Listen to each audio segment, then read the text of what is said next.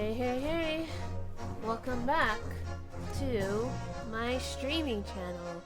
I'm Lily, and tonight, on this spoopy night, we are playing more Great Ace Attorney. Last time we saw, we're still dealing with Kazuma's death. I found a chat for Kazuma. And we are also defending a man that we just met right there. He's very Irish, very rich.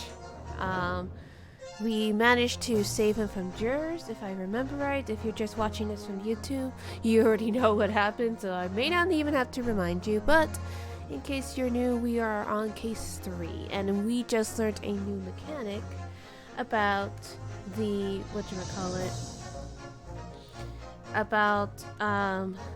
how to convince jurors not to immediately go for guilty. Basically, we can turn them against each other, and you know, British people. I'm not British at all, so if my accent is off, that's why. I'm just doing this for fun. I'm trying to think.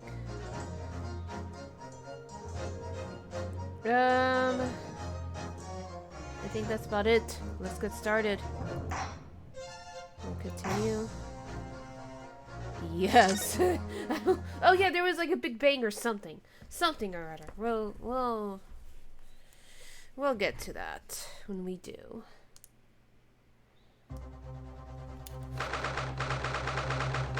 Hi Ash, how are you doing tonight?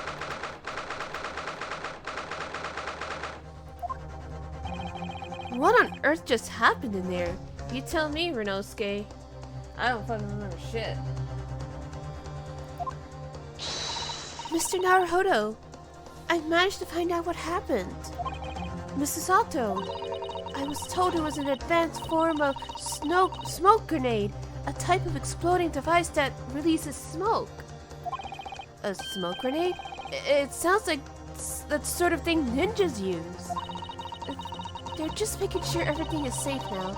I think the trial will start again before long. Very cold and postponing the dinner meats? Go get your dinner meats. Go get your dinner meats, Ash. I will be fine. I will be better off knowing that you get your food. Now go get your food.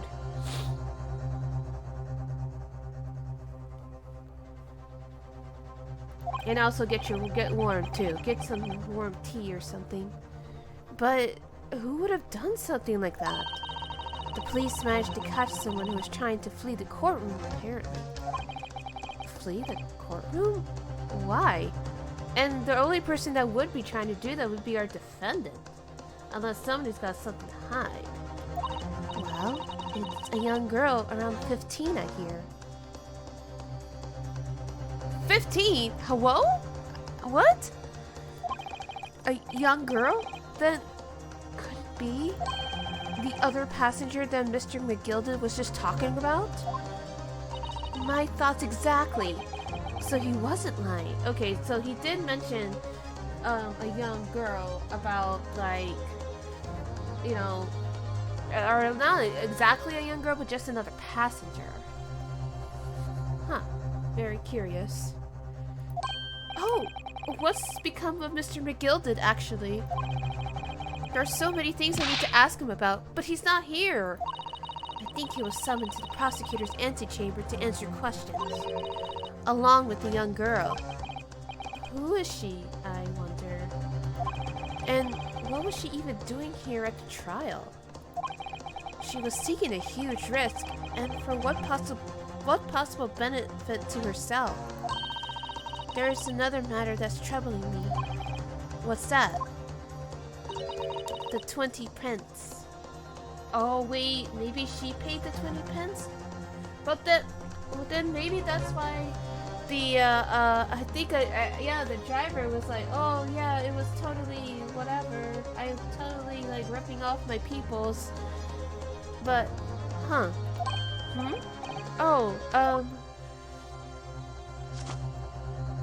according to the coachman, Mr. Beppo, he took 4 passengers that night at a fare of 5 pence each. That comes to a total of 20 pence exactly. But now it seems there were in fact 5 passengers, which means the figures still seem to add up again, unless she snuck on, and maybe that's why he didn't snitch? I mean, Mr. McGill will certainly know snitches do not get the bitches, and they get, in fact, they get stitches.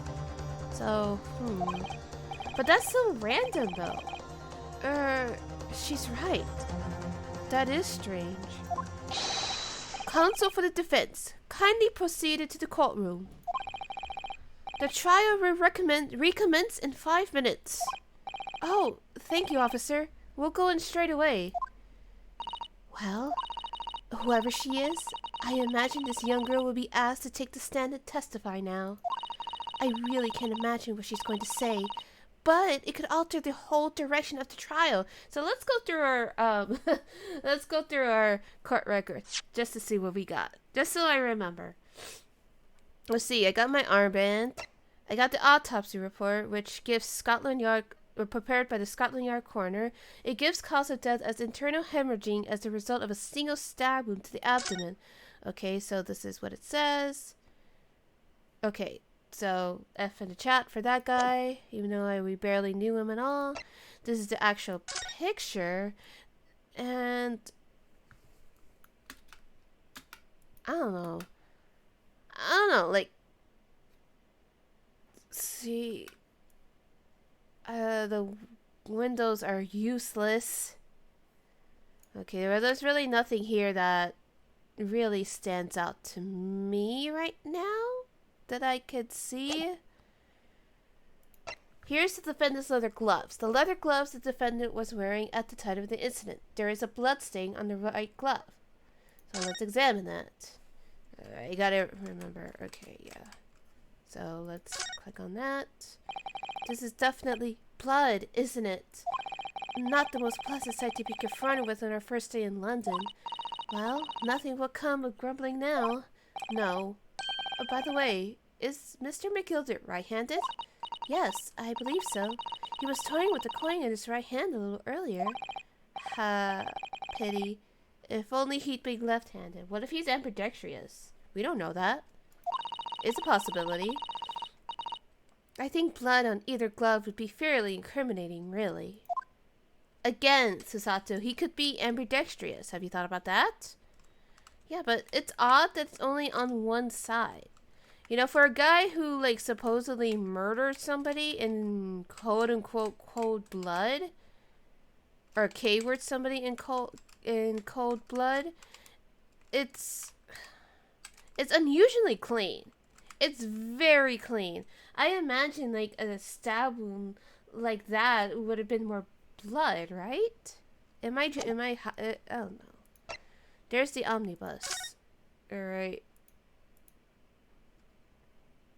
Alright, we can't open it. Alright, we can't do anything with it unless prompted, I guess.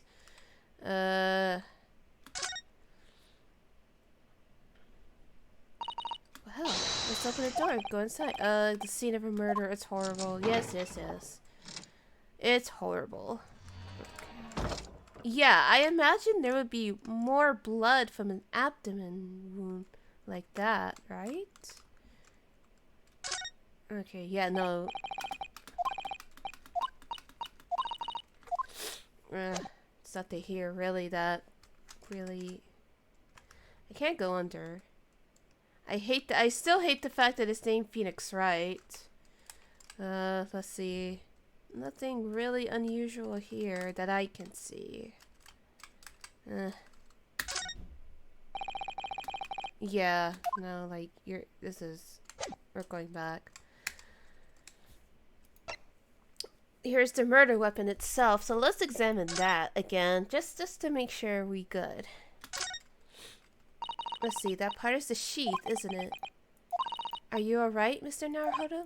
Oh, sorry, yes, I just don't really like weights. Oh, those things seem like a word. Yeah, it's... Okay. I don't know, something unusual. That looks like a looks a lot like blood. It surely is blood. The victims. An Englishman's blood looks like a Japanese. Okay, that was a weird comment, but we're just not gonna deal with that. Or as the cool kids say, never mind all that. Do you think it wouldn't? Alright, I still... Huh, that's a horse. That's a horse dagger. Or that's a horse right there. Interesting. Ornate letter M. But it still say it could be a W.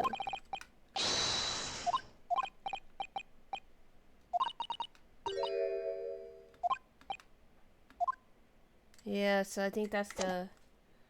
Alright, and then this is the debtor's ledger.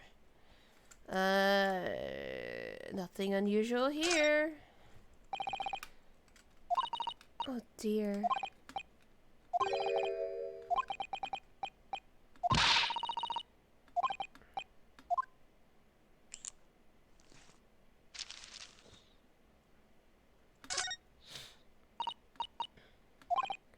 I suppose there are probably not all gentlemen at all, aren't they? After all, not everyone in this country is well off. Huh.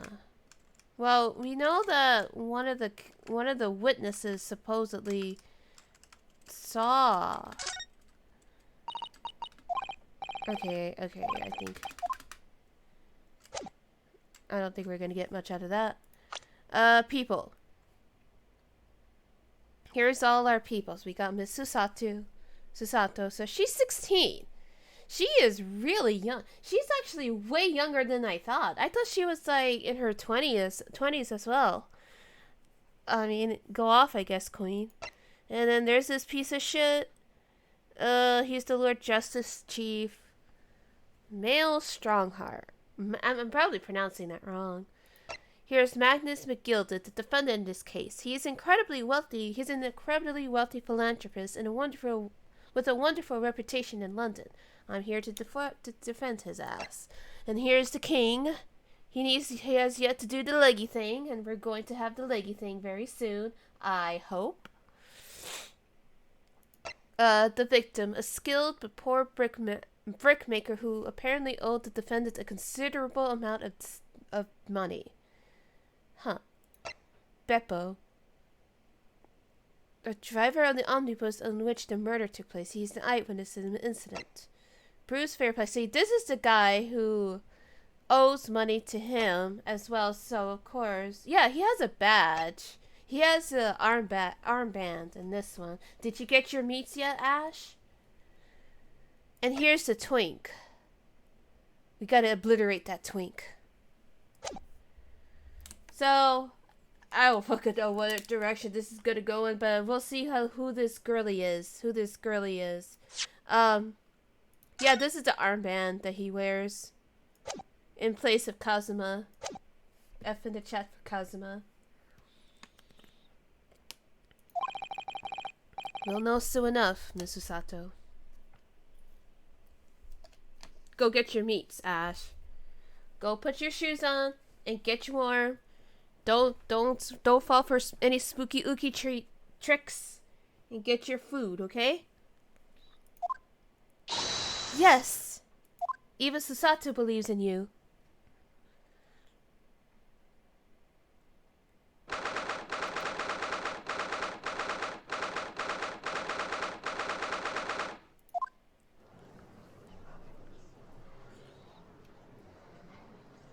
Okay.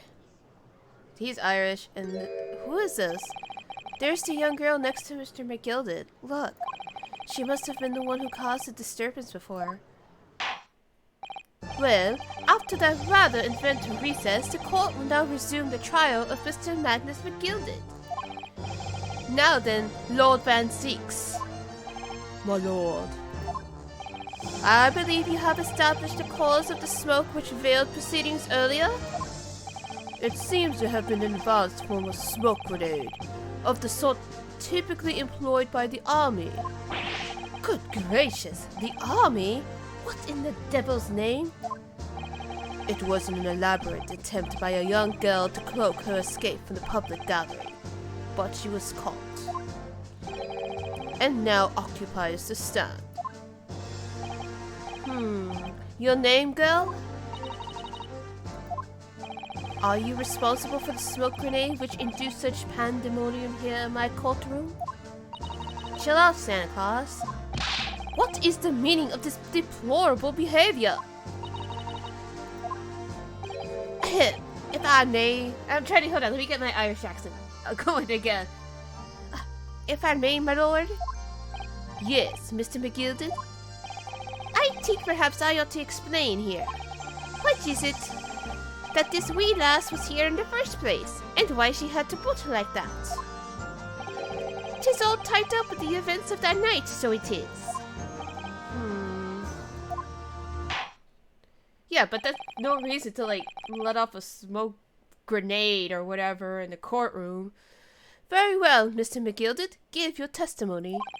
You will explain to the court exactly how this young woman is involved in the case. Do the leggy. Do the fucking leggy. Just what did happen that night? It's not like a defense lawyer needs that information or anything. Alright, we're getting testimony. On the night in question, I took the back seat in the omnibus and promptly nodded off. Then, begraha! A loud thud and a wee scream woke me up with a fair start. There was a fella collapsed on the floor at my feet, so I set him up on the seat across from me, but there's no blood, if that's true. If he was stabbed, then there would be blood on the floor, right? Then I turned to find out where that scream had come from. And bless my soul, what did I find? There was a child in there, all curled up in a ball, hiding her wee self away. I'm so sorry to any Irish out there. I remain somewhat baffled, I confess, but from what I gather on the night in question, this young girl was indeed riding an omnibus. Is that correct? 'Tis exactly as the defense counsel said. The lass was the fifth passenger, my lord.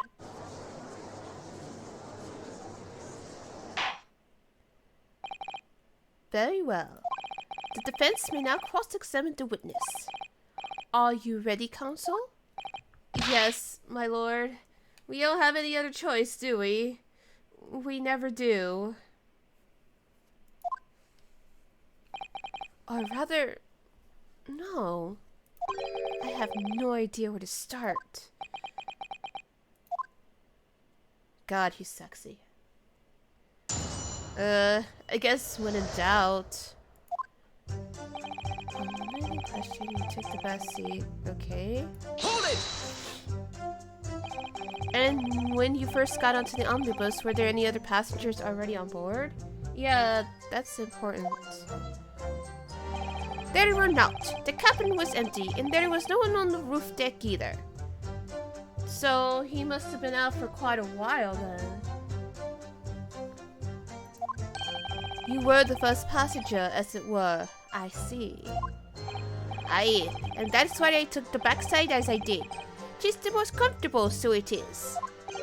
Could you explain exactly what you mean by the back seat? By all means, since how you already described it earlier. I'm talking about the seat opposite, the one in which the poor gentleman who was stabbed was sitting. Okay, so he was facing.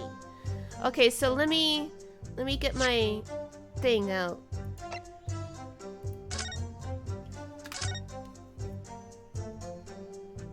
I don't have time for your shenanigans. So, in that case, if the guy was sitting here, then Mr. Mcgill was sitting over here. So he's facing him. He wouldn't be able to stab him. Even if they did see him, they wouldn't actually see him directly until the cop pulled him out. Okay. Alright, that makes sense. Alright, let's keep going back. Like I said, 'tis the most comfortable when where I feel most at ease. And of course, I enjoy gazing through the skylight from time to time as well. I don't like how quiet he is, you guys. And Picora. Okay. Okay. Hold it! A loud thud, you say. You say, and a scream? Aye, that's right. How can I explain it? 'Twas like the sound of someone falling to the ground. That sort of noise. So you think it was the sound of Mr. Mason falling on the floor, having been stabbed? Well now, you remember I was asleep at the time, so I wouldn't like to say. That's true, but there's also no blood there. That's important. I'm glad I actually went over the evidence before earlier, because there would have been blood immediately on the ground. And when the sound woke me, I opened my eyes. There wasn't a soul to be seen in the carriage, but the fella on the floor. You didn't see anyone, but at the same moment, you did hear a scream?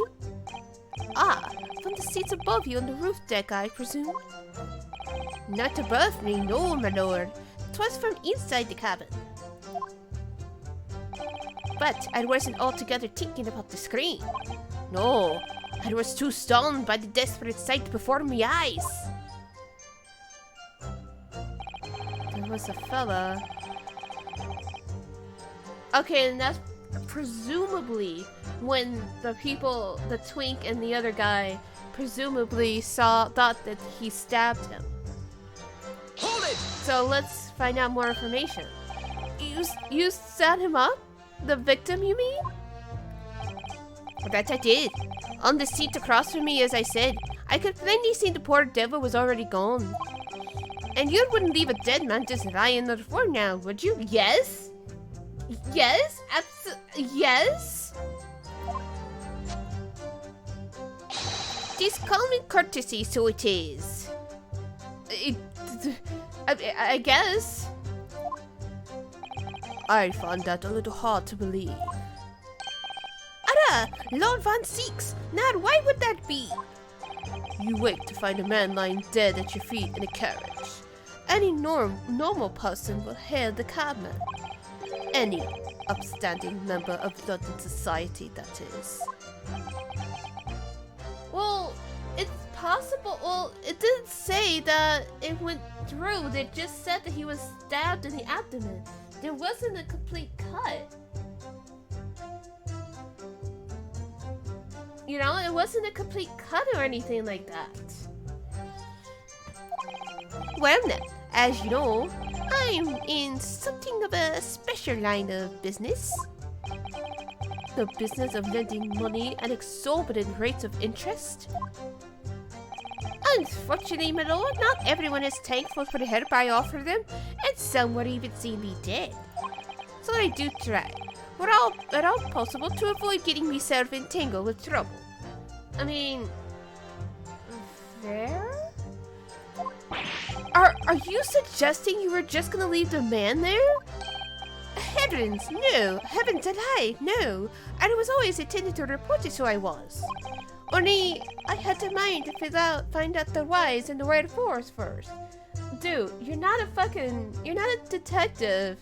You're a fucking loan dude. You're a fucking, I guess loan shark is the best way to put it. Hello? The whys and wherefores? Right you are. There are some details I wanted to understand before anyone else got to meddling. That wee scream I heard, for example. Wouldn't your good self do just the same? Yes, the scream he says he heard at the same time as the thud of the victim collapsing. Okay, so like, on one hand, I get it. Like, you hear a scream, you're like, wait, what the fuck? And then you see a body on the fucking floor. You don't think about it. You just like, oh, I'm gonna help the poor guy off the floor, assuming the knife didn't go through. But then like, and then yeah, you'll be like, okay, cool, where's the scream? But then like, even if you set him upright and see the fucking thing sticking out of his stomach, you would still react normally. You would still be like, holy shit, what the fuck, you know? No one is that cold-hearted, right? Can I turn to find out what that scream? Hold it! I'm afraid I don't understand. I'm sure you told the court that there was no one else in the carriage except yourself and the victim. So I did, sir. So I did. As far as I could see, that is. What do you mean by that? Well now, 'tis a strange thing.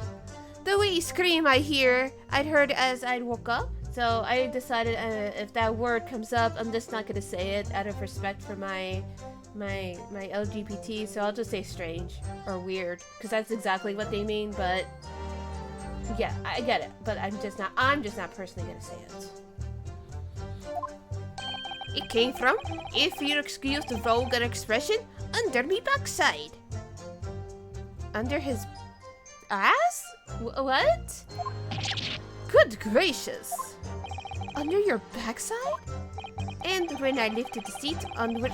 Oh, she snuck in. She stuck in underneath the thing. Okay. And when I lifted the seat on which I'd been sitting, I found that it was a wee cubbyhole for their storage. Cubbyhole there for storage. Mr. Naruhodo, we examined the omnibus ourselves, remember? Yeah. Yes, of course. The whole bus was submitted as... Yes, we did that earlier. Ugh, I have to do it again. What? Okay, fine. Whatever. Yeah. We don't need to comment every single time. We don't. Okay, so he was sitting here, so clearly he would be... Oh, that's where the blood would be. That's blood, isn't it? Is something wrong? Oh, it's just... Well, this blood stain is so obvious. That's all. Yeah. Susatu. The name reminds me of Amaterasu. They had a female character with the same name. Oh, really? Huh, that's interesting. And yet, Van Zieks has made no mention of it. I thought we saw it before? Whoa? I'm confused. Whatever. I suppose that does seem a little strange. So that means his original spot wasn't the seat after all. That means he really was... Okay, so my theory is still that the guy was K-word, he was M-word before McGill came into the carriage. He just found him on the floor, or he was just so fucking passed out that, you know, I'd been there. I fell asleep on the bus once, and I almost ended up in a place I didn't know. Thankfully, you know, the bus route I was on, it was a straight line. But like, my point is that I know what that's like, and something startling like that. Oh shit! This changes everything, really. Why do I have such a bad feeling about this? Put into evidence. Oh my god. Oh my god. It's not relevant here, is it? Oh my god. The seat has a handle, it seems. And that's where the girl snuck in.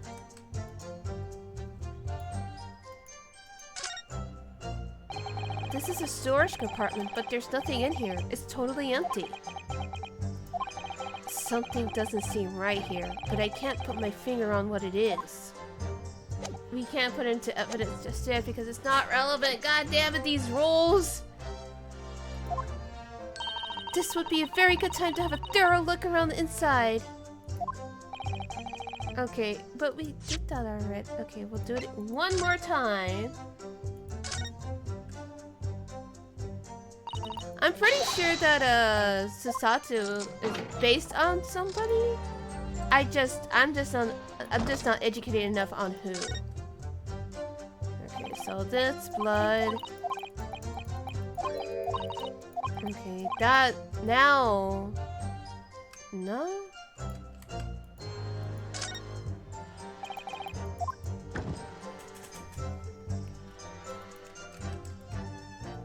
Shit, there has to be something in here that... I guess I'll just click on it again. I can't do anything with it. Why are you telling me? Like, okay, whatever. And that's when I found her. She was in the cubbyhole. There was a child in there, Okura. Hold it! You say she was hiding herself? Aye, that's right. 'Twas hard to see in the dim lamplight, but she was all curled up in a wee ball. When our eyes met, well, me heart nearly stopped beating in me chest. You're really overacting this. Still, in all, I pulled her out from under there and sat her on the seat opposite so I could have a wee chin wag with her. The seat opposite?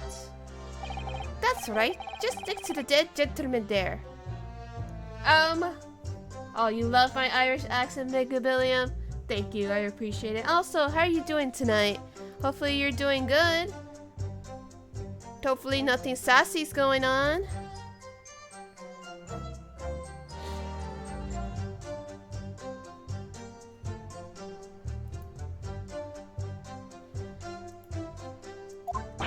You sat this young girl next to a corpse, sir? Meats obtained. They gave you extra fries? Nice. Enjoy the meats and get warm. Make sure you're warm, Ash. Because it's cold up here too, where I'm at. If it's cold up here, knowing Texas, especially, yeah, knowing Texas, it's probably chilly there too. Get something. Get a blankie. Blankie time. Where, as I'm sure I mentioned, a gentleman in my position can all too often find himself in mortal danger. So, I needed to find out just who this urchin was, you see. And while I was in the middle of talking with her, I heard another scream. A fetter's voice this time. Okay, so here's the chain of events. He's vibing on the bus. Napping, doing what he do, he napping. And then suddenly he wakes up. Hold on, let me go. Where's the shirt? You will go blinky board. Good, blinky mode, good. I'm just trying to get my sauce in order.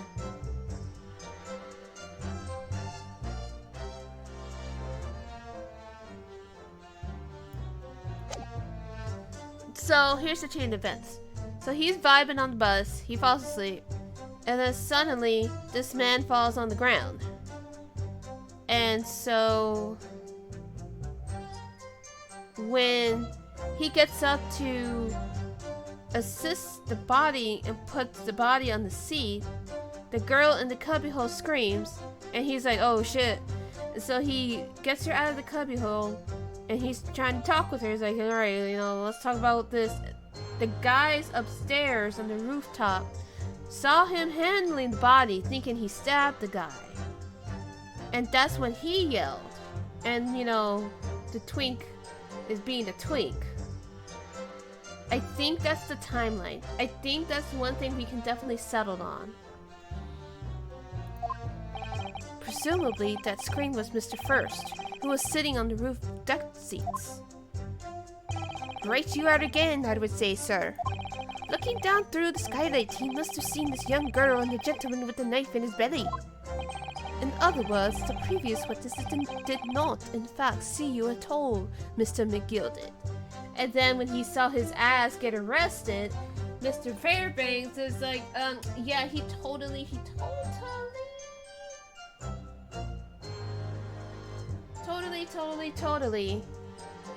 He totally did it. Yep. What they believed to be yourself and the victim was in fact this girl and the late Mr. Mason? Aye, my lord. I was, as I think everyone understands now, sat at the back of the carriage out of sight.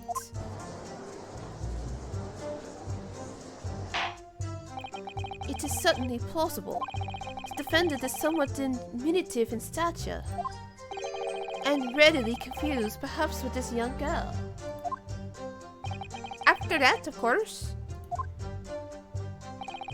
with the scream from the gentleman over us, the driver realized something was wrong and pulled up the horses. Thank you, I've heard enough. So, he definitely didn't do it. I honestly do believe the fact that he was asleep on the bus, and then the body fell on the floor. Okay. The events as explained are clear in my mind. However, at least one conundrum remains. Who is the girl? Alright, girly. What voice am I gonna give you? Her name is Gina Lestrade. Lestrade. Hopefully I'm pronouncing that right. My lord. She's a chancer. Earned her crest among large crowds. Really even people of their persons. Oh, she's a pickpocket. Yeah, she's a regular old pickpocket. What's commonly called a pickpocket. What? This girl here? A petty thief? I can't believe this. I can't believe street urchins exist. Order! Order! Why do they spell it like that? We know his ass is British. We know Santa Claus here is British. Is this true, Miss Lestrade? I cannot pronounce that. I'm probably fucking that up. Somebody fact check me. Miss Lestrade, you will answer the question. Oh. What? Hell yeah, we got a queen here. How dare you? What is the meaning of this? She runs away. Ah, the girl, she's gone. Open your eyes. I'm over here. Okay, so she has like a Cockney accent, I'm just gonna assume. Or, oi, mister. Yes, like that. I'm over here.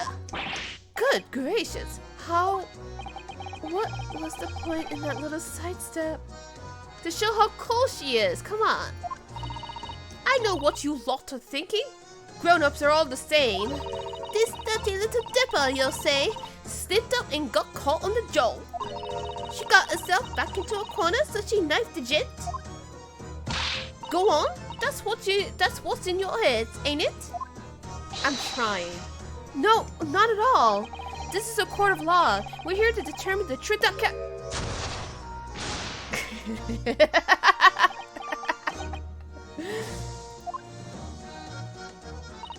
Look, knives are for cowards. Only thugs use weapons like that. All I need for what I do is these fingers.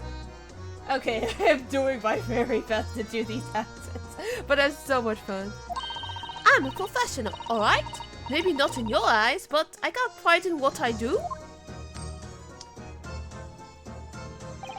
Let me guess. You don't count smoke guns among weapons for thugs. Oh, this? Yeah, this was in a bag I lifted the other day, down where they keep the four-wheel drags. It's nice, isn't it? I like the pink best. Ugh, do not wave that thing in my direction again. Do the leggy thing. So, you admit you were riding the omnibus on the night in question. Well, obviously she didn't pay, so she obviously didn't do it. There's just no way. There's just no way.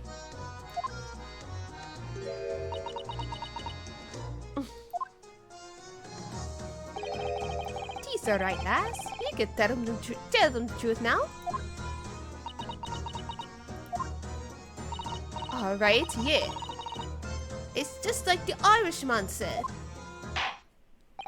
The court accepts this girl, Miss Gina Lestrade, as a valid and significant witness in this case. Accordingly, young lady, we will now hear your testimony, if you please. Love how they don't know what noxious fumes this child is shooting in the air, yet he's drinking. He's really just like, well, if it ain't me, I don't give a shit. You will tell the court exactly what happened in the omnibus on the night in question. Alright, if I have to. I'm giving her such a gruff voice, but I'm not doing this purposely. I'm just trying to find the right timbre for her. So I stuck inside the carriage before they hooked up the horses, just like always. But it was a right old waste of time. I got nothing to show for me troubles that night. I tell ya, you can't see a blind thing in a hiding place. It's peach in there. Then after a while, I heard this loud bang. Nearly jumped out me skin, I did. And the screen just came out. It's because of that. This swell found me. It did help me get away, mind. But yet you still came back to the trial. Yes, he let you go. I fail to understand why you would be let... I fail to understand why you will let the street urchin go, Mr. McGill. Uh-oh. Your classism is showing. Your classism is showing, Udgy. Oh, just simplicity itself, my lord. You see, she couldn't possibly have killed the other passenger. I knew that for a fact. How? As I'm sure I said before, sir.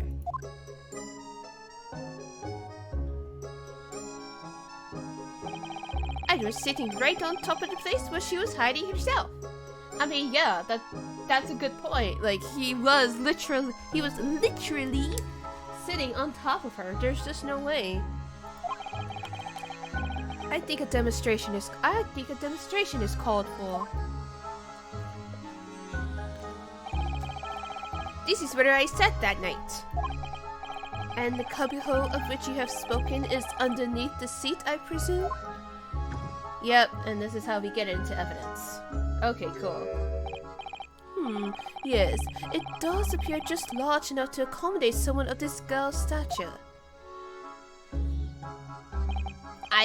But of course, the wee lass was stuck in there.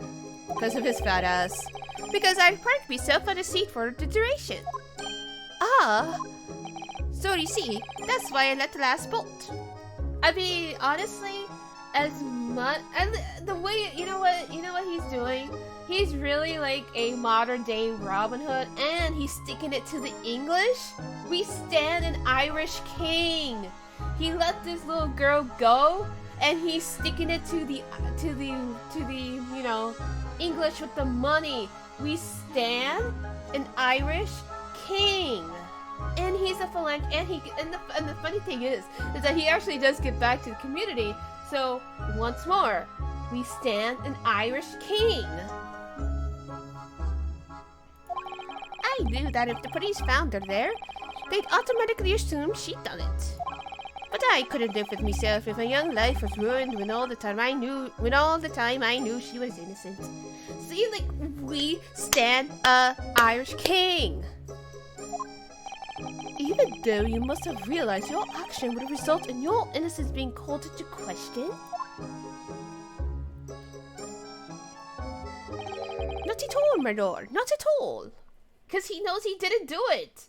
He wouldn't have done it. He still wouldn't have done it. Like, he's getting these pieces of shit through their money. The way it should be done. We stand an Irish king. Oh, I knew in my heart that I was innocent. So I thought it was worth taking a punt on my own good name for the sake of this less fortunate lass.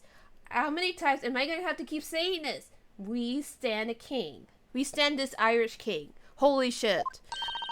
My goodness. What a perfect gentleman. My lord, this fine example of a man cannot possibly be guilty of a heinous crime like this. I'm ashamed of myself for ever doubting you, sir. That's all it took to get him on our side. I mean, I guess. With calm, calculating reasoning, one arrives clearly at the truth every time. Is she too? You know what? We'll take it. Saints alive. All 6 members of the jury consensual and now leaning to a verdict of not guilty? Because they're even like, you know what, we deserve that. Mr. Naruto, it must mean what? That we're victorious. Where's Ariana? Where's our woman of color? Leave. What? Are you sure? Yeah, that's what I'm like. Objection! Oh boy, here it comes. He did the leggy thing! He did the leggy! If the sight of my iron-heeled Wellington offends, pray, do forgive the discourtesy. He did the leggy! We got leggy. We got leggy! We got the fucking hell fucking yeah. This really is a consummate example of the one monumental flaw in British judicial practices, where evidence and reasoning should be paramount. Emotion rules the day. Oh god, you really are, like, you must be descended of fucking Edgeworth. I swear, right for barking. Bark, bark, bark, bark. Hold on. I just gotta do it. I gotta do it now that you got the leggy up.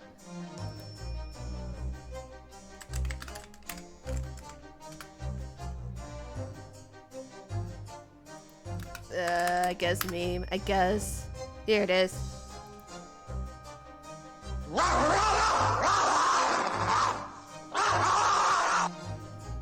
Let me play it one more time.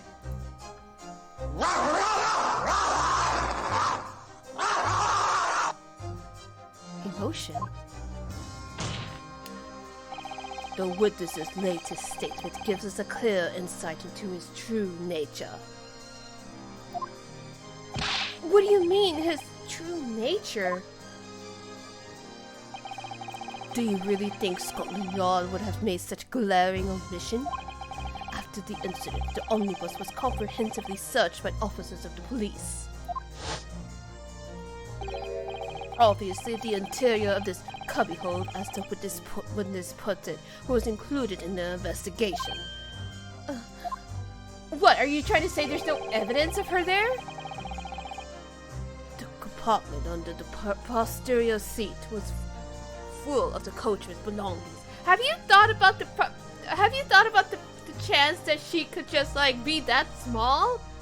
I mean, when I was 15 years old, even though I had a healthy-ish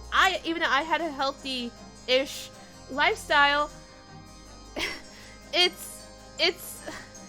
I was small. I was extremely small. A lot of adults genuinely thought I was anorexic when I was just really. I'm just small. When my build is small, and I can actually believe a 15-year-old girl and a street urchin at that, you know, hiding underneath a seat with, and I strongly stress this, with all that shit in. So shut your sexy ass up. It's noted in the black and white here in the police report.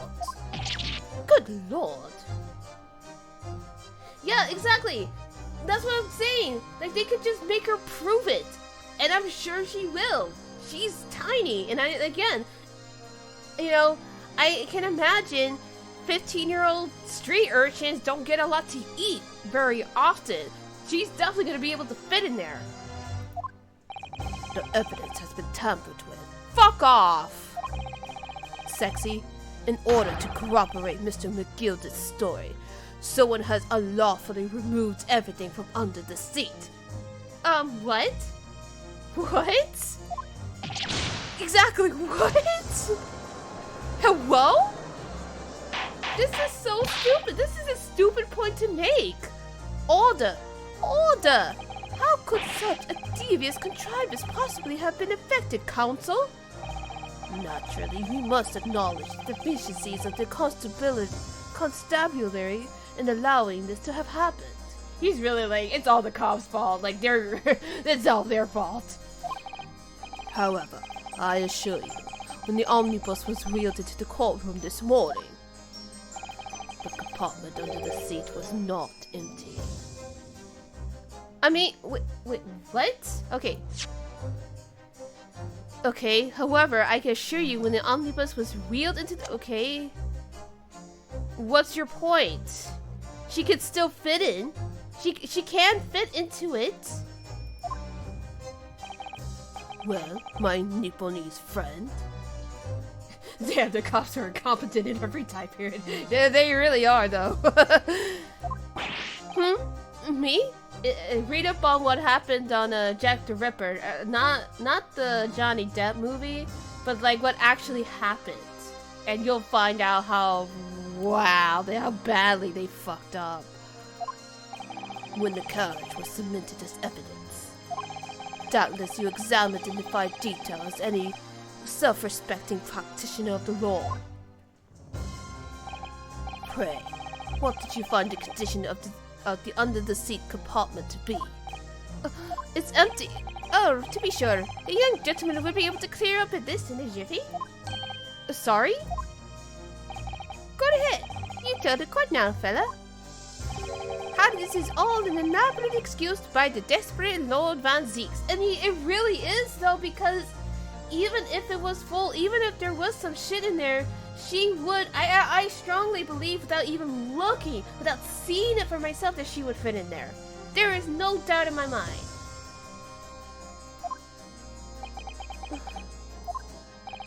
Well, Counsel, do you have something to say on this matter? I mean, like, how am I supposed to answer? Like, how are we supposed to answer this? Hello? What can I say about the state of that little compartment under the seat in the omnibus? I mean, when we looked, it was empty.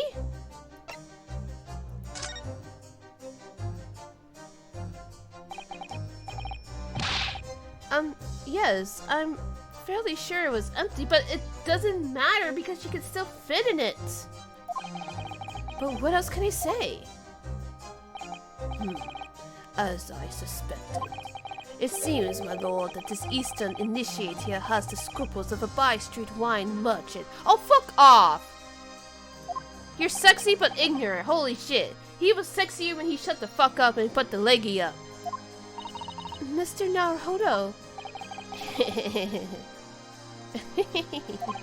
Perfect. Tis why the fella is representing me after all. He knows just what to say, does he not? I guess? I guess? Well now, it would seem the argument is moot. And the truth of the matter is that for you all to say after all, that there cubbyhole under the seat is as empty as the devil's heart, so it is. So, what? Did the cops just assume that there was shit in there? But again, even if there was shit underneath there, she would still fit. So, this whole point is moot anyway. That we can be sure of at least. Why do I feel like something's not right here? Because something isn't right. But it's not the fact that she didn't hide. She definitely did hide. I could believe that. I should let the jury to weigh on this matter, I think.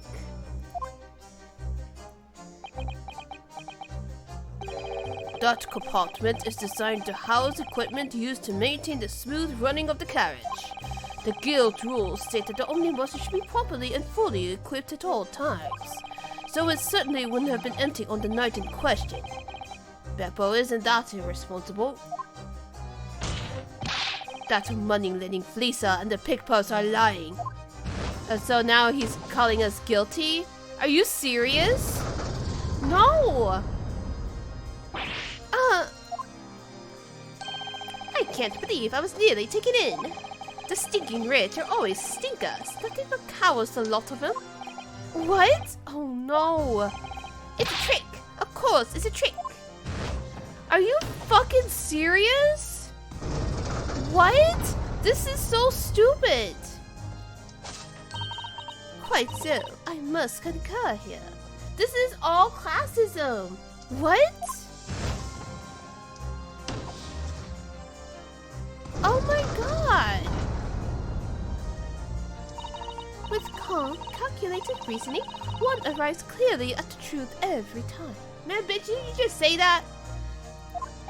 Yes, but every time a different truth, it seems.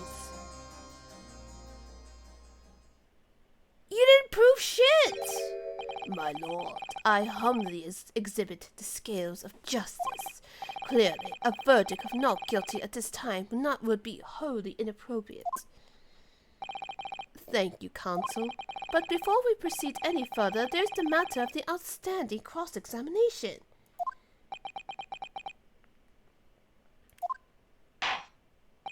Counsel for the defense, begin your questioning of the witness, please.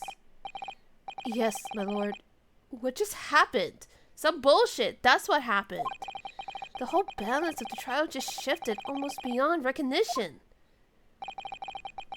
The Reaper of the Bailey is at work, it would seem.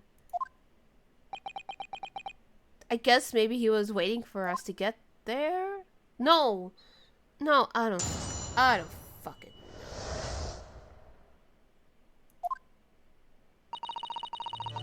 step aside. Okay. It was right and a waste of time. You got nothing to show for your troubles that night. I'll tell you, you can't see a blind thing that you can't see a damn thing. It's dark. And after a while, you hear this loud bang. Okay, so she obviously couldn't see. It's because of this swell found in me. He did help me. Okay, so... Hold it! And when Mr. McGill discovered you, he pulled you out from your hiding place? I was scared stiff. I was. He dragged me out and sat me down in the seat, no? Next to the victim, Mr. Mason. Yeah, the bloke had a knife in his guts. He was still bleeding. Then the carriage left a bit and he ended up falling onto me.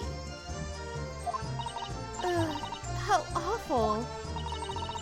Both me hands got covered in blood. It made me feel sick as a dog. Both her hands covered in blood. That must be what the rooftops passenger saw. After that, I believe you talked with Mr. McGill for a while, is that correct? He asked me some stuff. Wanted to know my name and what I was up to in that. And I heard something from up above. Someone screamed. Yes, was the first on the roof deck, one would presume. Well, I didn't want no one seeing me face, so I don't know why I ended up getting her an Irish accent, but you know what, it works. Well, I didn't want no one seeing me face, so I didn't look up. Then the horses were drawn up smartish, and this here Irishman says to me, "Get back under the seat. I'll see that you can get away later." All 6 members of the jury had decided the defendant was innocent. For one brief shining moment, yes.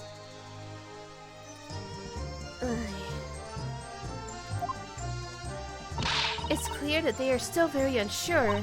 If we could just find something conclusive piece of evidence among this testimony, I'm sure we would clinch the verdict we want.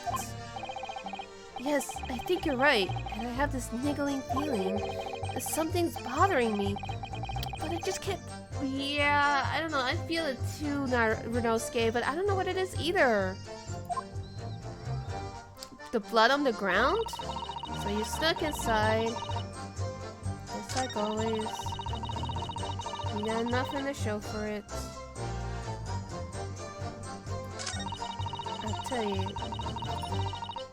Alright, let's see. Hold it! So you couldn't see out into the cabin at all?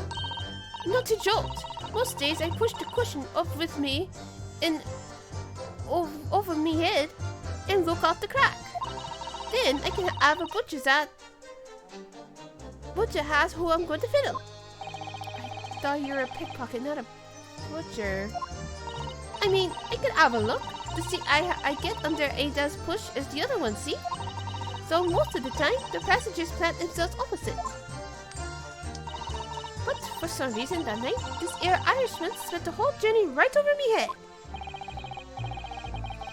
And for that reason, you weren't able to push the cushion up to peek out. I see. Truth is, I ain't too happy in small dark places. Well, Feels no. too much like being thrown in the clink. What? But it's the only place to hide in them carriages, so it's Opson's choice. Why doesn't she just stick to picking people's pockets in the open then? I'd say there's some reason that she's not letting on, judging from her demeanor. So anyways, I was a bit scared, but I acted just to get out under there. Nothing else for it.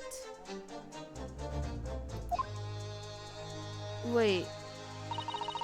A while. Ah, damn it. I need to go back to that. Okay, yes. So she's claustrophobic. I think we could determine that much. Hold it! So this here, and I think there is a statement where he reacts, and I kind of want to check that out. I just want to.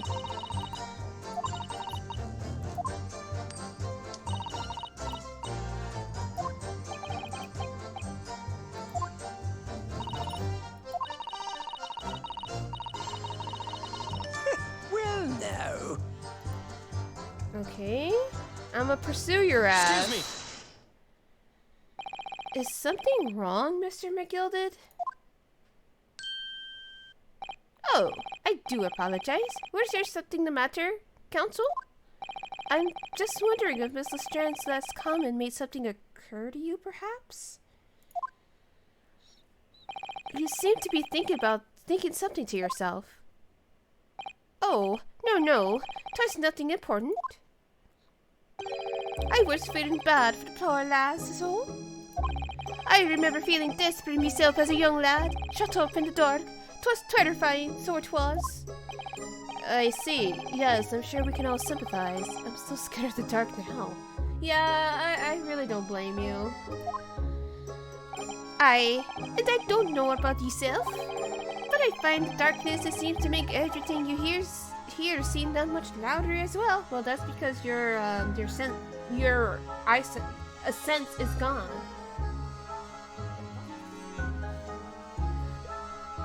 A sense is gone, so your other senses are essentially compensating for that. Boy. Yeah, I suppose it does. Maybe. Miss Lestrand, did you hear something that night? Anything? An unusual noise? Perhaps?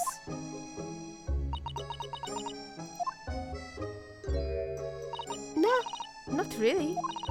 All I could hear. Hold on, I'm sorry. I'm still trying to get like her accent down. All I can hear was the Irishman snoring. Jabbers, there's no need to tell the whole world of me foibles, you little scamp.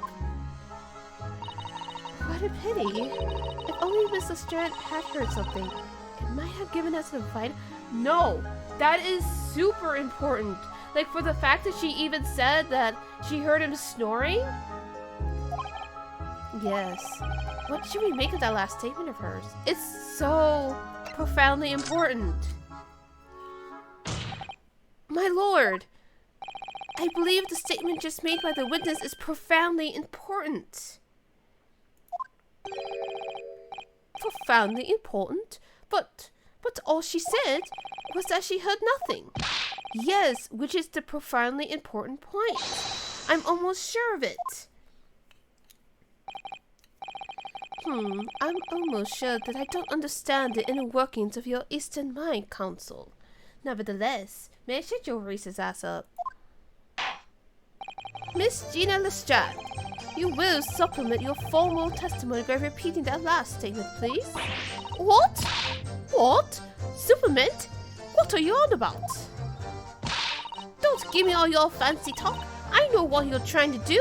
Well, it won't work on me. That's right. Insult the judge. Always a good move. This girl. I stand. I was straining my ears to work out what's going on, but all I could hear was snoring. But that's important. That's the most important part. Hold it! So you're straining to hear what was happening the entire time? Since the moment you hit yourself? Not exactly, no. Sorry?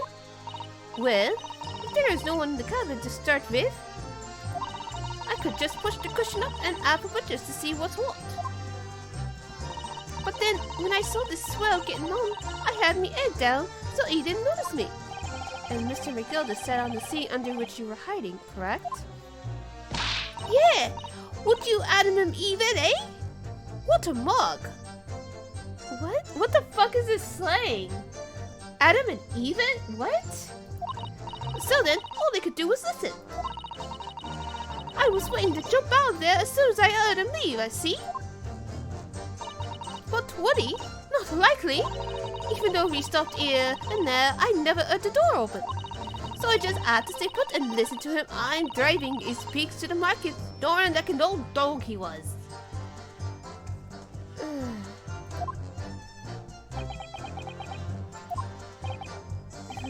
Are there any conclusions we could draw that? Nothing of here adds up. Like, what? It doesn't add up. None of this adds up. Miss Lestrade, what you just told the court is clearly at odds with the facts. At odds? Are you sure, man? Absolutely. Do the leggy and I'll repeat the bark. It seemed that my learned Nipponese friend is not as dull-witted as I feared. Whoa? What? Oh, Cockney slang does the rhyming. Oh, they rhyme. Oh, okay, that's... learned something new today, or tonight. Adam and Eve, it... Oh, yeah, I hear it now. Eve it, believe it. Okay. Or as a famous ninja said, believe it, Dr. Bayo. So Van Seeks realized it too.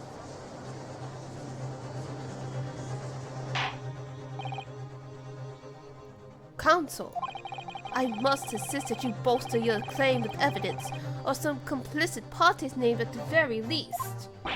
Yes, my lord. I expect you to demonstrate this alleged contradiction to the court. According to Miss Lestrade, while she was hiding in the omnibus that night, she heard nothing but the sound of Mr. Mcgill's snoring, but think pronounced... No, I know. It doesn't add up because she would have heard the other guy come in, the victim. So, like... Yeah, she would have heard him come in. Very well, my lord. Allow me to elaborate. And a particular sound that Miss Lestrade could not have failed to hear it on the night in question. This sounds very clearly explained by the presence of the following person, because his body was found in there. How can she not have heard him go in? How loud does he snore? Dries fired Mason?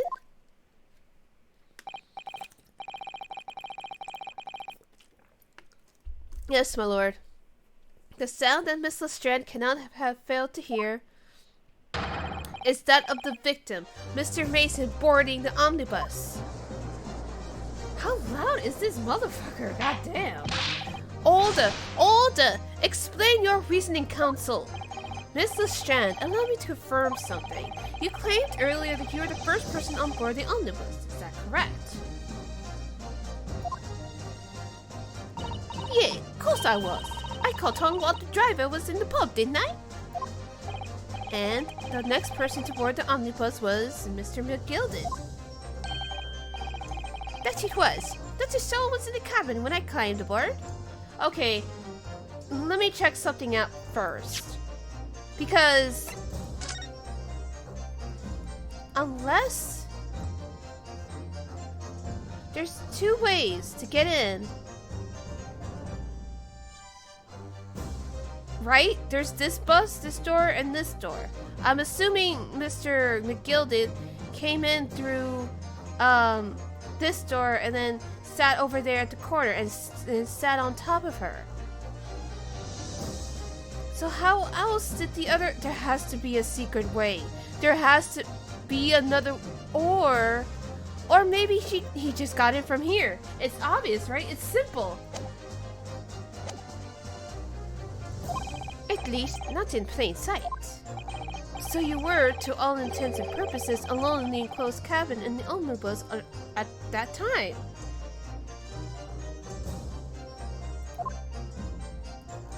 Did I not just say as much? I wasn't traveling with anyone else, if that's what you mean. Yeah, I saw him get on, remember? Through the crack under the seat cushion. He was on his own, for sure.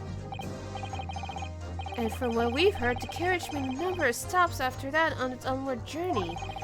During which time, did you not hear the door? Wait a minute. During which time, did you not hear the door opening or closing at all? Nah, I never heard it. Nah, I never heard it. That's exactly what I was listening for, wasn't it? Waiting for this swell to leave. But he never woke up. In which case, well, not never woke up, but he just didn't wake up for a while. When and how did the victim end up in the carriage? You know that the victim collapsed. Wait a minute. I know that they're wrong. I know they're technically right because all she heard was Mr. McGill snoring. She didn't hear anybody else get in the cabin. Nobody heard anything about anyone going up the stairs and, to the rooftop. So, that still doesn't really, I forgot the explanation, but that still doesn't really explain why they chose the rooftop in the fucking winter. But whatever. Wait a fucking minute. Maybe we must get that twink obliterated. Cause look! What's that? What is this? It looks like a latch. Dude, you could open up the skylight. Oh, we're figuring this shit out. Quite clearly, that's not good for us. No, but there's a latch. Like, you can imagine too, like, it gets pretty stuffy in there during the summer and spring, and maybe, or even just like enjoying the autumn wind. So maybe, oh shit, because it doesn't add up. It wouldn't have added up. Oh shit, it's getting. That twink was evil, right? We gotta obliterate that twink. Therefore, Miss Lestrand's statement about what she did or did not hear is at odds with the facts. But she's still technically right. Yes, this petty thief's statement was clearly flawed. Lord Van Zeeks. Yes, he knew. He knew all too well that there was an inconsistency in Miss Lestrand's statement. It seems words of thanks are in order for my learned friend. What are you talking about? You have demonstrated matters impeccably. This witness and her colorful statements are entirely unreliable. Her words are convenient untruths, nothing more. Okay, let's not go that far.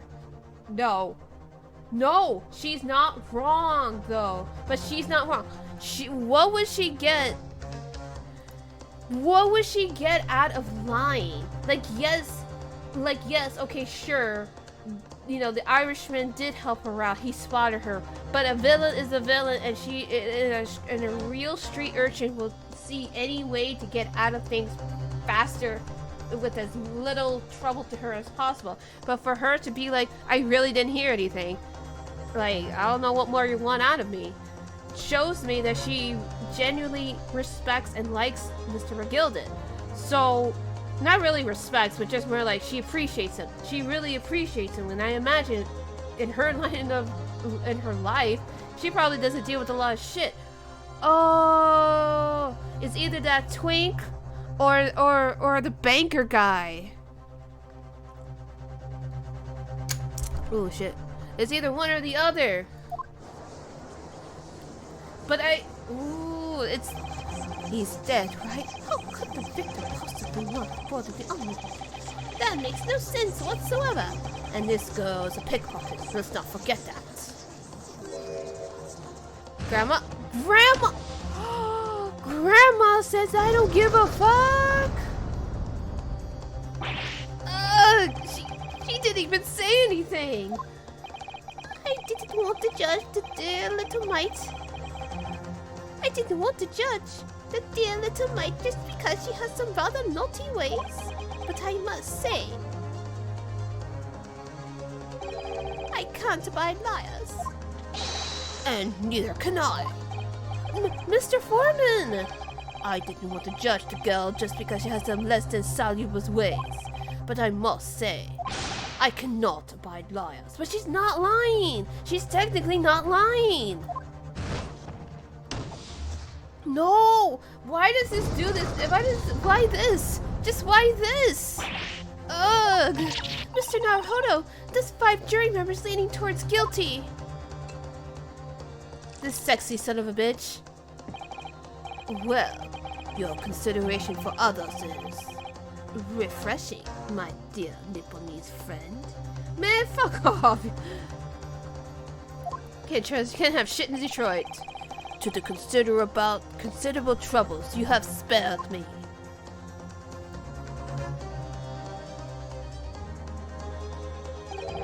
Yes, very refreshing. Ugh! This is bullshit! Grr, why are you playing that? Have you forgotten who you're working for, you useless Eastern Adaman? Oh god, what the fuck? Oh my god, what? The only one who's literally saying that this girl is lying is everybody else. Let us get to the point. Mr. McGill, we do not need no racism in this courtroom. This is carnage. It's perfect. Juror number 2 is the only one left. Don't switch, bitch. Don't switch, bitch. Mr. Naruhodo, the way this is going, I know if we can't find some new way to convince everyone Mr. McGill's innocence, the judge will rule and we will have lost. Don't. I very much wanted to believe the words of one of London's most respected gentlemen, but those of us in service knows we must accept hard truth. No! Hold it! You didn't even let us talk! Like, none of these people! Yes, the witness's last statement seems to have revealed a critical inconsistency in her story. However, thank you. If we consider the possibility that her statement is in fact the truth, it may shed an entirely new light on this whole case. What are you saying? Counsel. I'm sorry, sir? Whatever do you mean? Counsel, I will not tolerate you attempting to prolong my adjudication. Shut your bitch ass up! Explain yourself at once. When the accused boarded the omnibus on the night in question, the victim was nowhere to be seen. Subsequently, the carriage door was not heard opening a single time, as testified by the witness in the stand. Like, you're not even, like, thinking. But then I know that's the point, because this is a game after all. And yet, the victim's body was found inside the carriage. If this petty thief's words are to be believed, how do you explain the victim's miraculous appearance inside the cabin of the omnibus? Oh boy. There's only one way to explain how the victim came to be inside the carriage. No, he was not already there.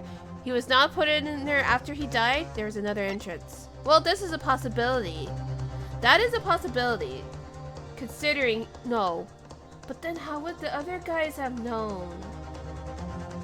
No, there was another entrance.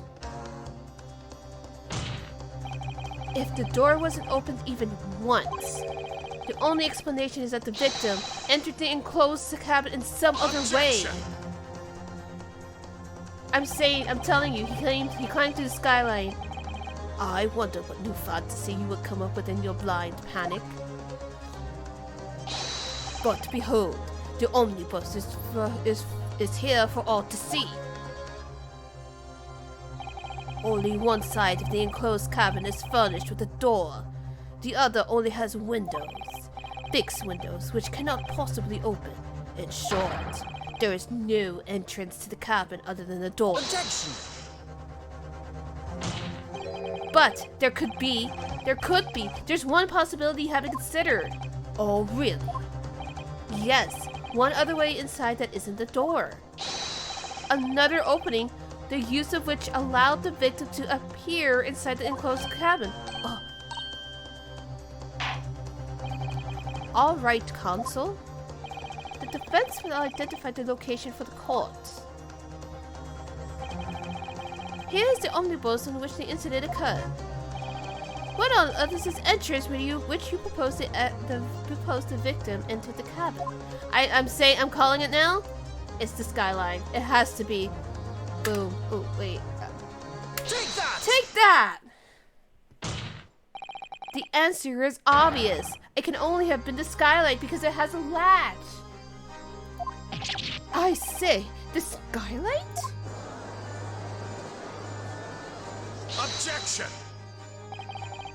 Your ludicrous proposal almost has me lost for words. However, Objection! Yeah, shut your bitch ass up. The skylight may have been large enough for someone to pass through, and this would have been before the twink and the other guy came in. Objection! So you wait a minute. Wait. Okay, does anybody remember who came on the rooftop first? Was it the Banks guy or was it the twink? Because the Banks guy has motive to put Mr. the Irishman, the racist Irishman, in jail. So here's a theory. Here is a theory. He was the fifth passenger. Right? No. Wait. Okay, no. Forget the passenger count. What if they both came on there and then Mason was stabbed and then he fell through the skylight? Huh? Let's see if that's a possibility. So you claim. But do you have a shred of evidence to support your adult brain theory? The blood on the floor. I thought they were together, but I feel like the Baker motif makes more sense. It does, because he wants to put Mr. McGriddle, whatever the fuck his fucking name is, that racist bitch.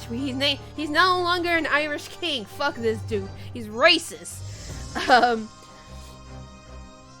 Yeah, I'm guessing they got on the board together.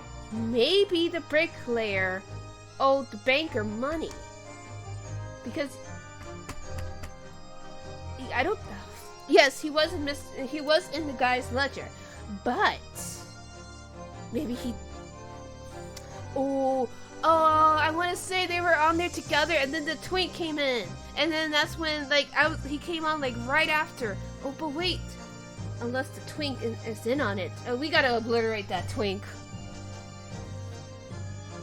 Both Mr. McGill and Miss Lestrade said the same testimonies. They claim to have heard a loud thud, such as the noise made by someone falling to the floor. Yes, which has already been explained, as the sound of the victim falling from his seat having been assaulted by the dagger. But you don't know that. For a sound to be that loud, that somebody in a cubbyhole could hear it, that would have been loud. That would have to have been really loud. A fall, if someone from the passenger seat fall, it might be, maybe they might hear a little thump here and there. But if the higher, my science is shit, so someone fact check me. The higher someone is, the louder they're gonna fall. And in Mr. Mason's case, he fell from the skylight. And yeah. Yes, it has. But would a man slipping from the seat onto the floor really have made such a loud noise as the witnesses described? A noise loud enough to cause Miss Lestrade to let out an involuntary cry, in fact. Good gracious. Perhaps, in fact, that was the moment that the victim made his entrance into the cabin. No, let me rephrase that. The victim didn't enter the cabin as such. He fell into it. Objection! You're now suggesting that the victim fell from the skylight into the cabin? That's simply impossible. How can you be so sure? Because if the victim had fallen inside through the skylight, as you say, the passengers of the roof deck would have seen it happen. But no, you idiot! They're involved. One of them is involved, and most likely the bank guy. And yet, not one person made mention of such events in their testimony. Are they really just gonna admit to that? When this banker has a chance to put away his creditor? Hello? This idiot? Well, yes, that's true, but...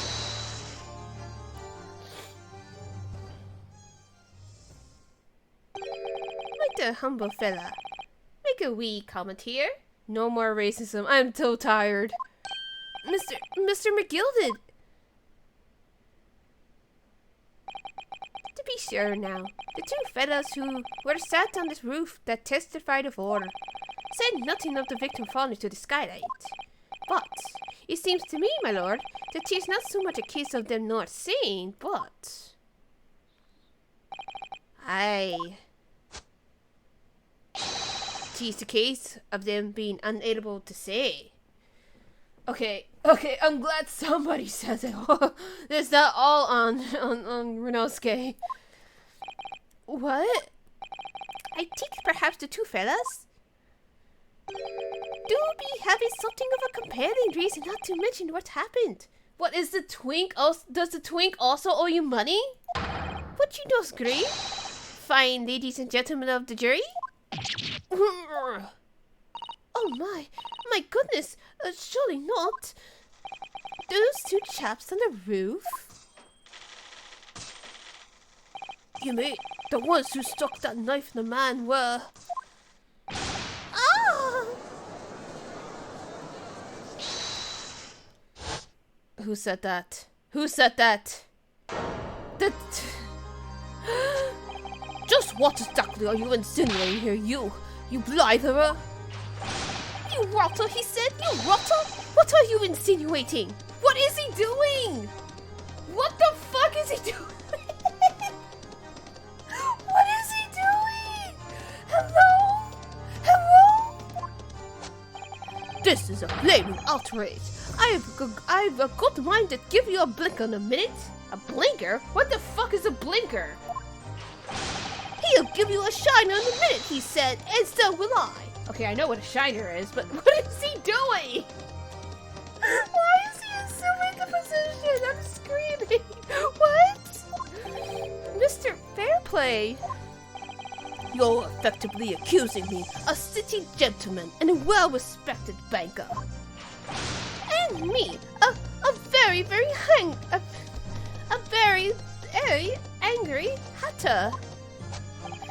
Suggesting that someone like me could have stabbed that man in the guts. It's a disgrace. It's scandalous. It's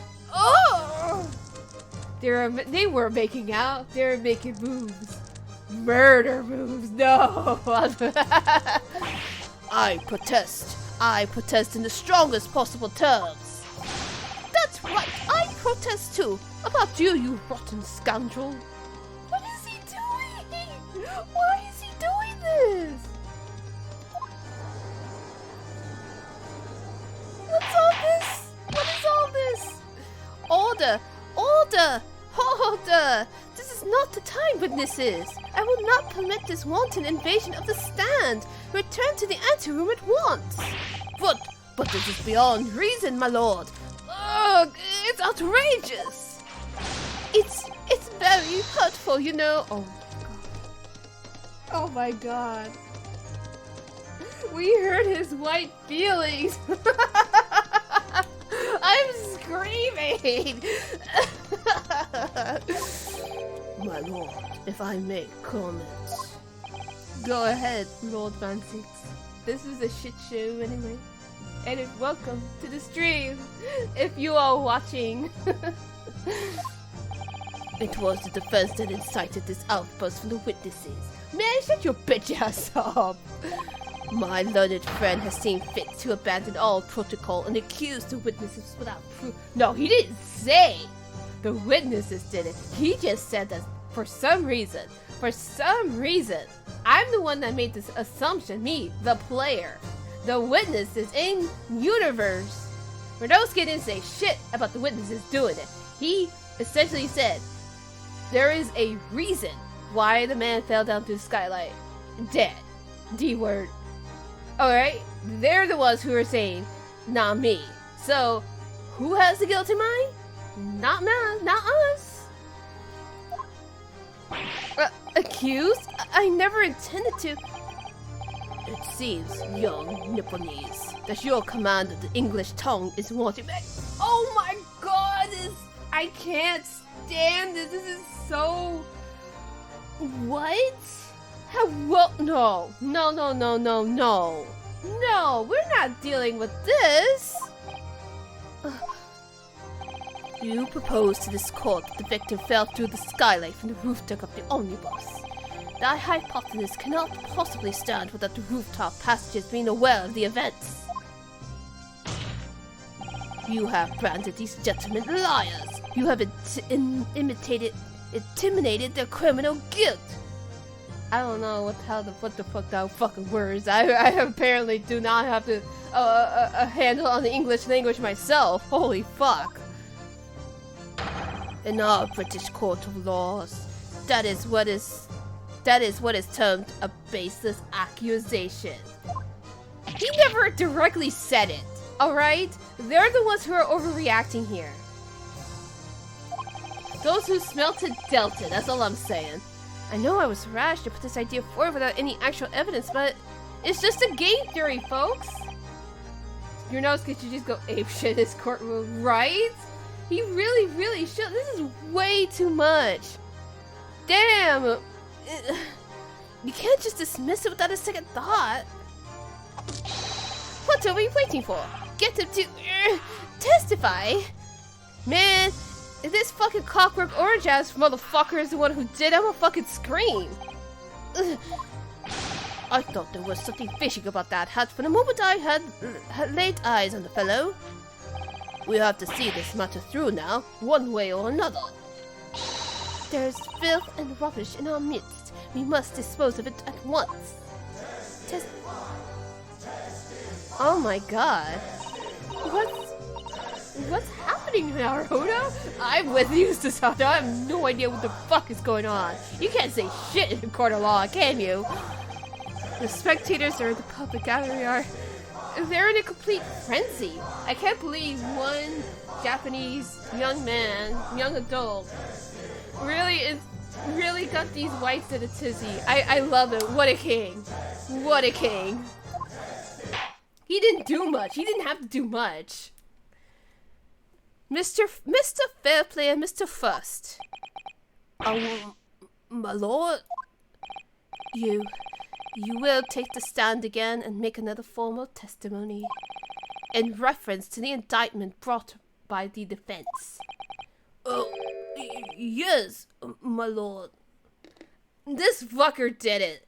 It has to be one of these two, or both. It has to be both. I didn't come here for this. Oh, he's having a jolly good time. There's no time to think this through. All I can do is keeping pushing forward. Yeah, that's all we can do. We gotta get through with this. Come on, Renosuke, we got this, King. We'll do it for Kazuma. And Kazuma would have sliced these motherfuckers. We were the only two people up on that roof deck, dead or alive. I can swear to that. If anything had happened when we were sitting, don't you think one or the other of us would have noticed?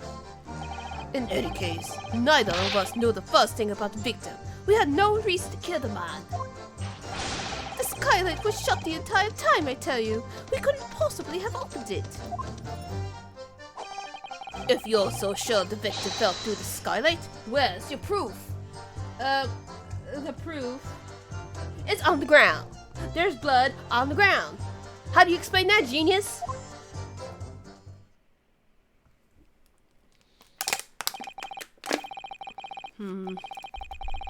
I must say that listening to this testimony, it is somewhat hard to imagine how either witnesses could have performed any malevolent act on this open rooftop deck without the other noticing forthwith, unless they were in on it. That's right, you see. innocent, I tell you! Although logically, of course, the argument falls down if the two of you were in collusion with one another. See, this bitch knows what's up. What? Eh? According to the investigations by Scotland Yard, the two witnesses share no common dealings. Ha! Well, I don't trust coppers any more than I trust the stinking rich. I don't trust you either, edgy white boy. Something doesn't feel right here. Nothing feels right about this. I think they're in collusion. This trial is going in our favor, really. So why do I feel so uneasy? Counsel for the defense, over to you. Your cross-examination, please. Oh, yes, my lord. Oi, oi, oi, oi. Oh god, this is so... Oh my god, this is so much.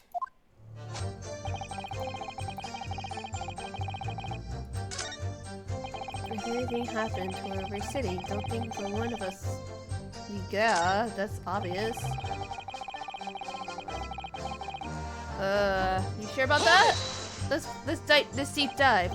So, you had never met Mr. Thrice-Fired Mason before? Oh, Lumen. Ooh, that wind outside. Oh, Luke. I don't know how to say that. No, not once. Never. He never met the man before, he said. Never. Why are you vying for him, my guy? And you, Mr. First, had no prior dealings with the victim either? That's right, sir. Hunters don't have much to do with brick makers, to be perfectly honest, sir. No, I imagine not. You see? How many different ways can I put this? Neither of us have the remotest connection to the gentlemen who were inside the cabin. Okay, he obviously reacted. But I want to know what he says. Okay, let's see what he says, and then let's go from there. And most likely I'll have to go back there anyway, but... That's right! This is about motive, and we had none. No motive, And, well, that's not all, is it? The skylight was shut the entire time. No, why does it do that? Like, I want to go back. Is it bugged? I wonder if these two men really were involved in some way. I couldn't say. I mean, I don't really know anything about them, do I? Although, by the same token, I don't really know anything about Mr. Mcgill either. It's so hard to know what to believe here. I think we should try to remember that it's evidence alone that can truly determine the outcome of a trial. Evidence. No one can argue against decisive evidence, including members of the jury. So you're saying that what we need to now is to find a conclusive piece of evidence? Yes, Mr. Naruhodo, precisely. Okay, so she's 16. I honestly thought she was older. Susato, she's 16. I'm kind of weirded out by that. Okay, now that I know, let me go back to that third state. Yeah, this one. Hold it! So you never met him. Blah blah blah, no. We never met him. And you never met him. That's right, sir. No, we don't. Let's see, how many different ways can I put this? Blah blah blah. Well, no. Aha. What? Excuse me. Yeah, excuse me, sir. Mr. Mcgill? Yes, Counsel? What can I be doing for you? What can I be doing you for? Did the witness last statement give you pause for thought somehow? Not the remotest connection? Is that right now? Is that right now? I wonder. What are you insinuating now? Ah, Mr. Fairplay. 'Tis been too long, so it has. Eh? If I'm not very much mistaken, I believe this fast approaching, is it not? Your repayment date. I beg your pardon?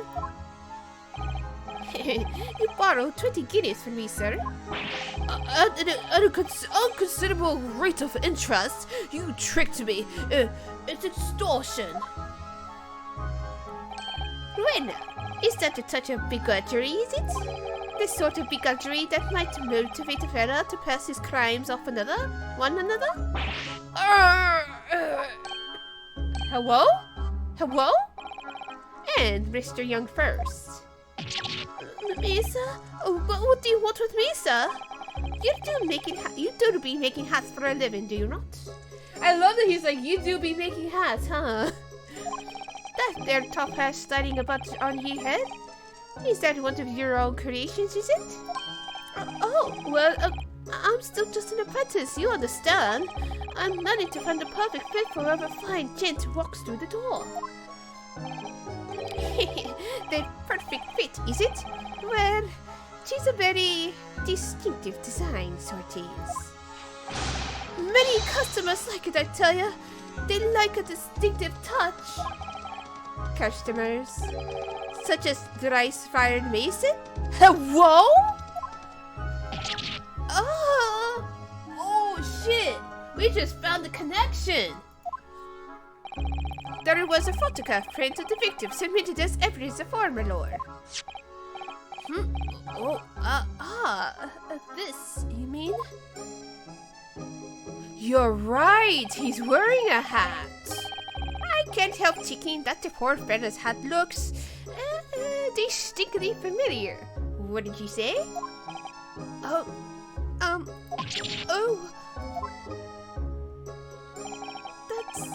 That's one of my hats.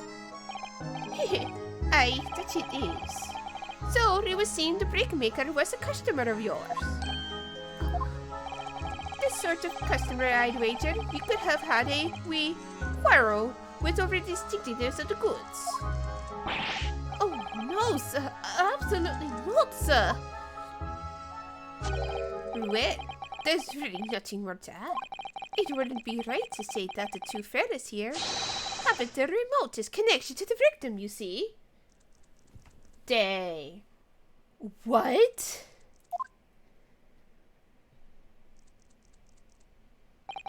I rest my case. You little weasel. He's better at this than I am. Well, if maybe we had this information prior, that we wouldn't be suffering now, would we? Gosh, Mr. Mcgill has certainly been through a thorough in his research, hasn't he? Please, don't let me, little interruption, hold up the proceedings. I don't know what just happened.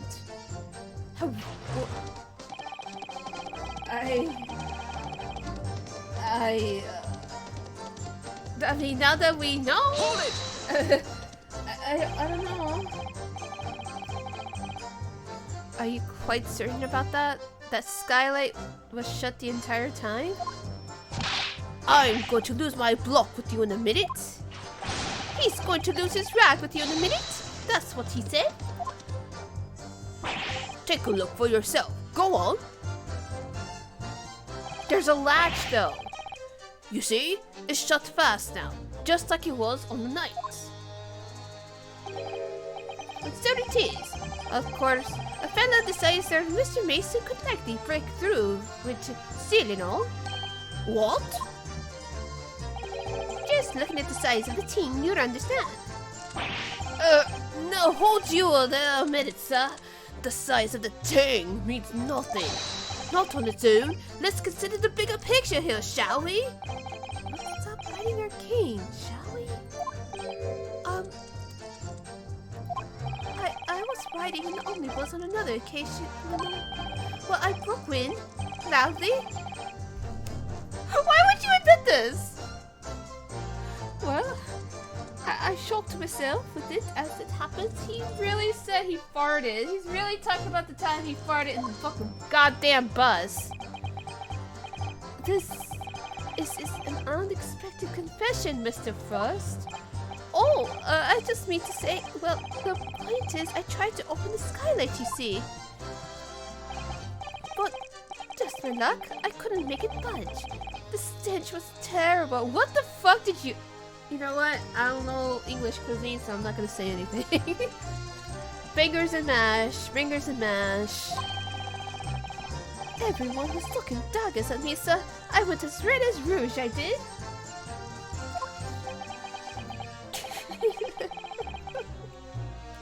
What is this? Are you expecting me to sentence you? Oh, no, sir. The point is, the skylight can't be opened. Wait, that ain't... I tried and tried when I was inside that cabin of shame. The skylight doesn't open, you say? So, that proves it. We couldn't have kicked the victim down into the cabin below, I tell you. Neither of us could. Oh, I didn't mean to click her out. Sorry. Nobody mentioned anything about kicking anyone. Like I said, these details are little nuggets at best. It's the mother lode we should be looking for. But the little nuggets is what tracks us to the mother lode, you dumbass. You're so sure. Oh my god. I wish I could. Can I go back like this? Or... Okay, so I can go back. Okay, I'm just too stupid to realize it. Okay. Hold it! Damn. Okay. That's about all I think I can do.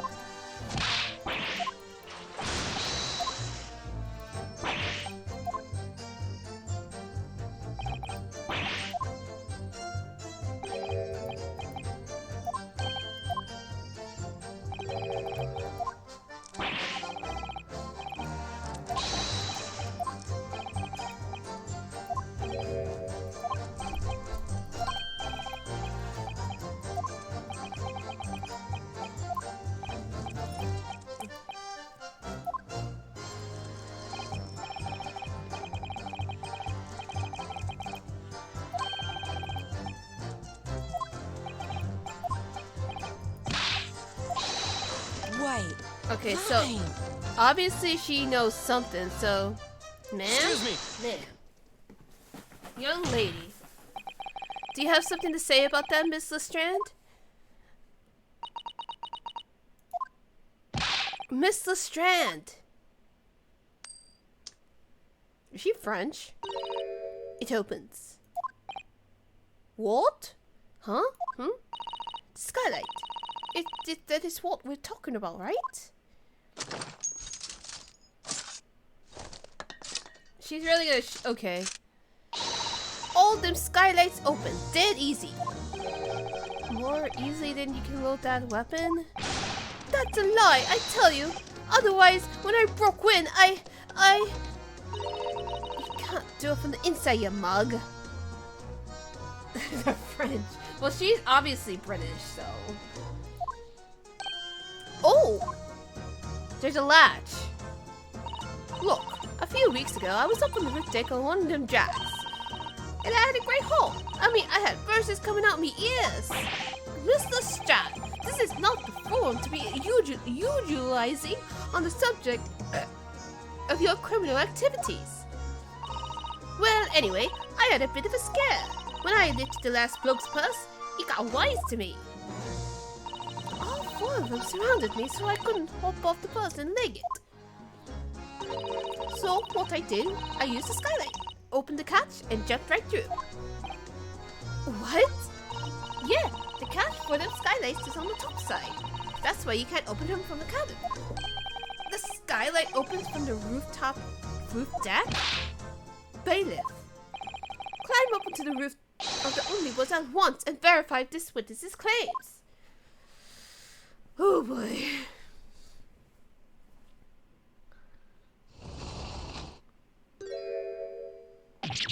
Oh, my hat. See?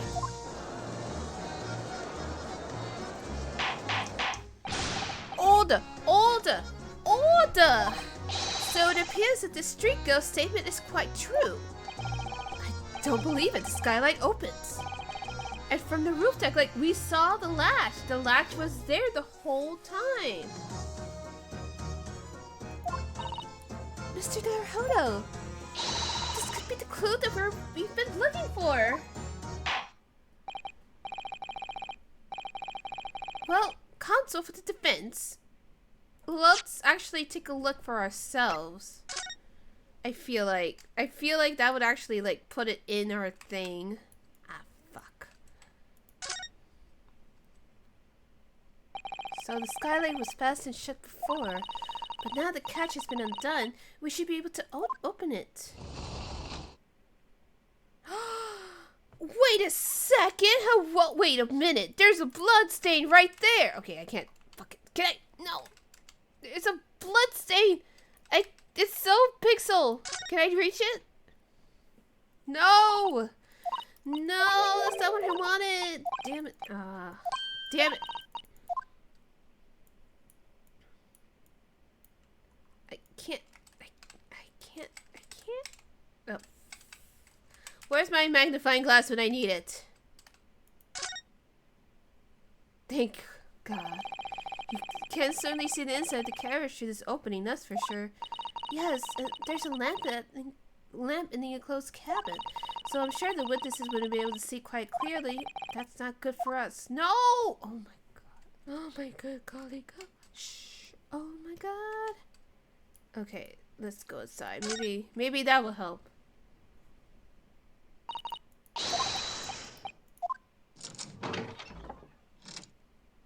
Because obviously this is the only way we can get to the blood stain. Yes, it does open very wide enough to kick someone like you through, certainly, Mr. Naruhodo. Why would you say that? Why someone like me? What is it? Look, just here. Look at this. That's, without question, it's blood. Why would there be a blood stain there? Surely, it can't be unrelated to the case, can it? No, it's definitely related. Come on now. Thank fucking God. Oh, we got it. We did it, Chad. We got a very important clue. God damn. Jesus Christ. Alright. Yes, my lord. So, the skylight opened. Perhaps I... Okay, as always, I'm always a few steps ahead.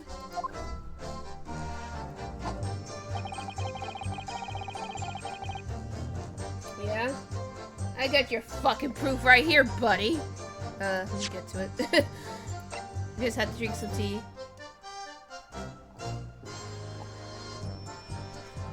Objection! There we go, we got him. Book 'em, boys. Book 'em, Sholmes. On the night in question, the victim was fatally stabbed in the stomach, and immediately afterwards, the victim's body was pushed through the skylight into the cabin below. Those are the facts, and irrefutable proof. Remains clearly visible on the omnibus that stands before us today in this very courtroom. What? That's under humbug. You can't possibly have any evidence. Wait, isn't Fair Play the name of the family in Mary Poppins? Or is it another name? Oh, I don't know. No, you can't. I mean, we didn't do it, I tell you. It's impossible. Irrefutable proof? Here in this courtroom? Counsel. My lord, I believe everyone would appreciate a little clarification here.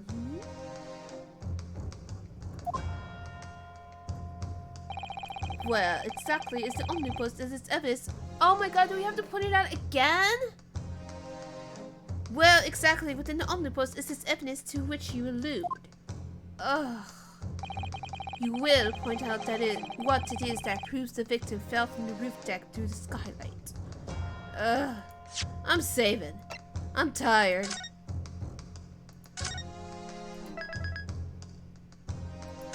Just in case. Alright. Alright. Let's do this, boys. Okay. Yes, it does. Okay. Oh, right. I need to present it. I keep doing this. Oh my god.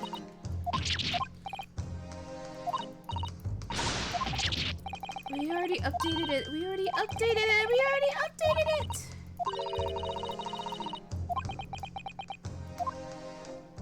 Got it! Got it. By Jupiter. Is that blood? Ugh. This bloodstain proves two things. Firstly, when the incident occurred, the skylight of the omnibus was open. What? And secondly, the victim was already bleeding when he fell through the opening. Oh my. So it follows that Mr. Mcgill, who was inside the enclosed cabin himself at the time, cannot possibly be guilty of this crime.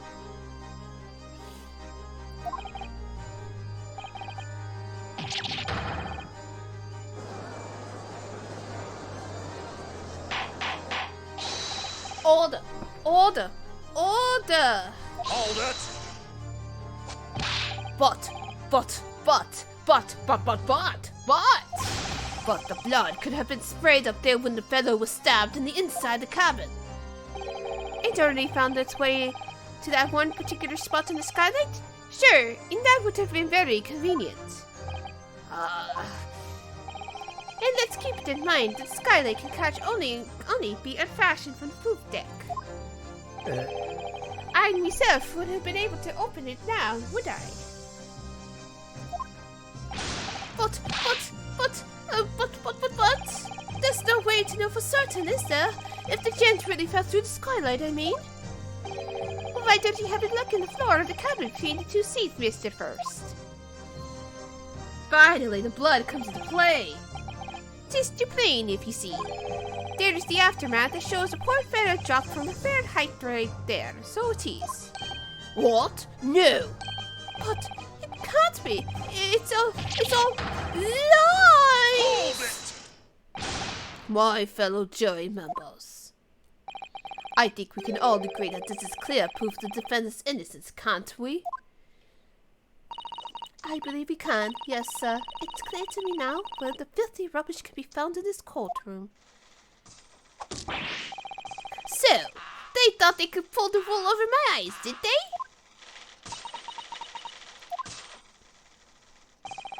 I won't tolerate any of the guild's carriages being soiled with blood. I won't tolerate it. Oh, I always knew that nice gentleman who gave us that delightful park couldn't have done such a thing. On three then, everyone. 1, 2, 3. Objection!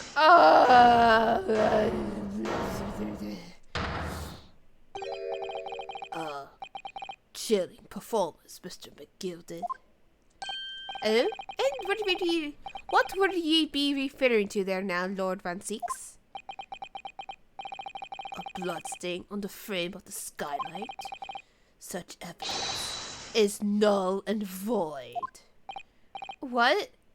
Why? For one extremely simple reason. You know what now, right? That smear of blood never existed. Oh. Fucking hell. What?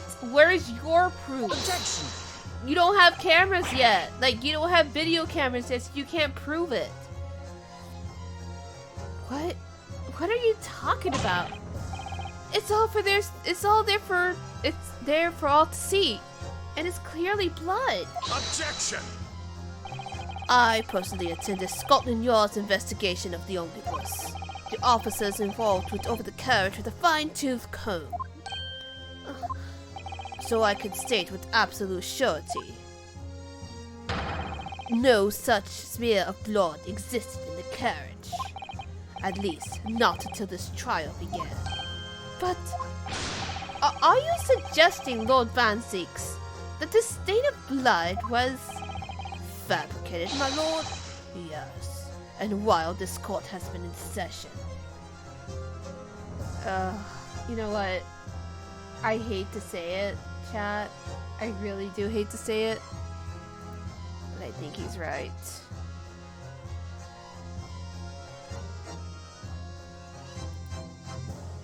There is a way this could have happened. I hate this. I don't want to do this. Because remember the whole thing with Gina shooting the noxious gas into the court. Oh, god damn it. What?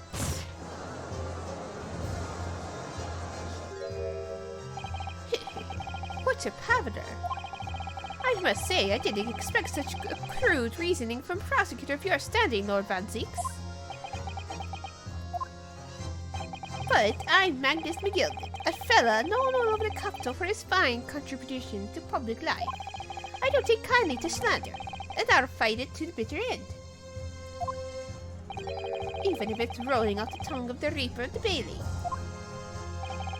Mr. McGill, I realize that this is your first appearance in the court as the accused.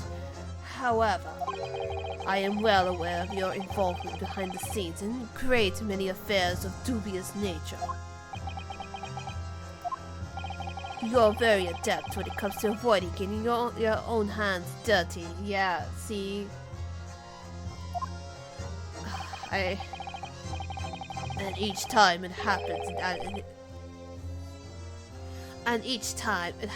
that a case you're involved in is investigated, you adapt the facts. Adapt the facts? What does that even mean? When you wield a fortune the size of Mr. McGilded's, however ill-gotten it may be, nothing is impossible. Tampering with evidence, manipulating the scene of a crime, bribing witnesses. I toast your ability to concoct the most convenient of stories, sir. Tut, Lord Van Zieks. This will not do, to be sure. Wait it now, counsel. Huh? Oh, no! I think it's fair to say. This does all sound like a rather far-fetched excuse by a desperate man. The blood on the skylight didn't exist, you see? But, if you all cast your minds back, is it not true that the omnibus has been there in the courtroom the entire time? How could anyone possibly have put a smear of blood in it without the world and his wife seeing? Isn't that right now, counsel? Buddy, there actually is a way. When Gina is true, the omnibus has been in full view the entire time that court has been in session. My learned friend. Here's to hearing your opinion on this matter. In your own words. As you wish. Could someone have tampered with the omnibus during this trial? If you're asking me, I think. I'm saving this just in case. I'm going with my gut here. God damn, this old Bailey is hard, as long as... Well, maybe if I played more, it'll be done sooner, but you know. He's gonna be a big man. I'm probably gonna have to take a big hit. It's possible.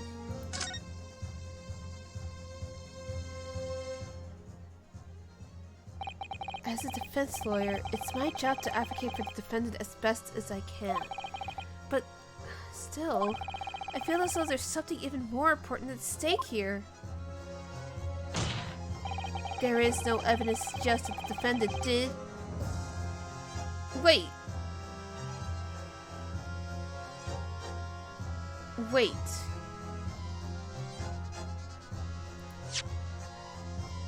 Someone...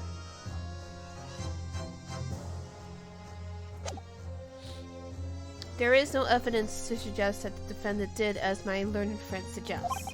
However, in terms of having the opportunity to carry out the alleged tampering, there is one possibility. Oh! Good gracious! Explain yourself, counsel. Because it wouldn't do us any good. It wouldn't be legitimate if we... Yes, there is. It seems my loaded Nipponese friend has no intention of running from this deceit. Deceit? I'm sure everyone here still remembers clearly the recess that we were forced to take.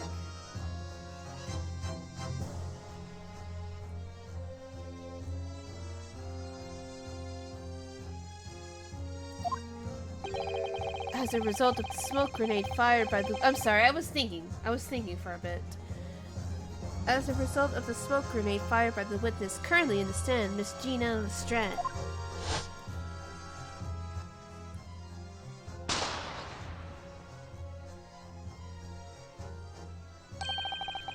What is going on? Flashback. Be careful, Mr. Naruhodo. Cover your face. Bailiff, don't let the accused escape. Secure the omnibus. But he was trying to do two things at once. I hereby call an emergency recess.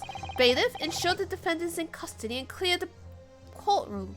So he had like two fucking priorities. Either watch the omnibus and fucking pass out, or get the accused. Guess which one was more important?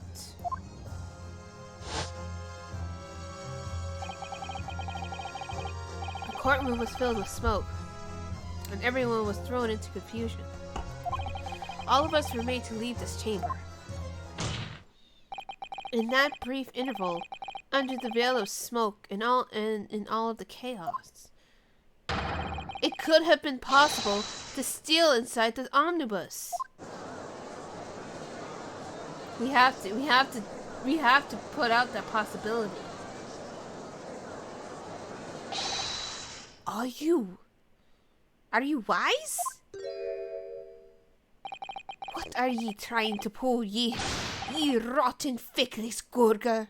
Excuse me? Feckless Gurger? You're supposed to be defending me. 'Tis a wicked plot. 'Tis a plot to undermine me, Ortiz. Objection! Whatever you think this is, it changes nothing. The facts are still the same. After this courtroom was evacuated earlier as a result of the smoke grenade, a number of inconsistencies materialized in relation to the omnibus. Inconsistencies such as? To start with, the storage compartment underneath the rear passenger seat. When the police investigated the omnibus, this compartment was full of the driver's items. Oh, yeah, I forgot about that. Fuck, look, that's what I'm like... yeah, that's what I'm like, excuse me? Secondly, we have the smear of blood on the edge of the skylight. As I have said, that was not present at the start of the trial this morning.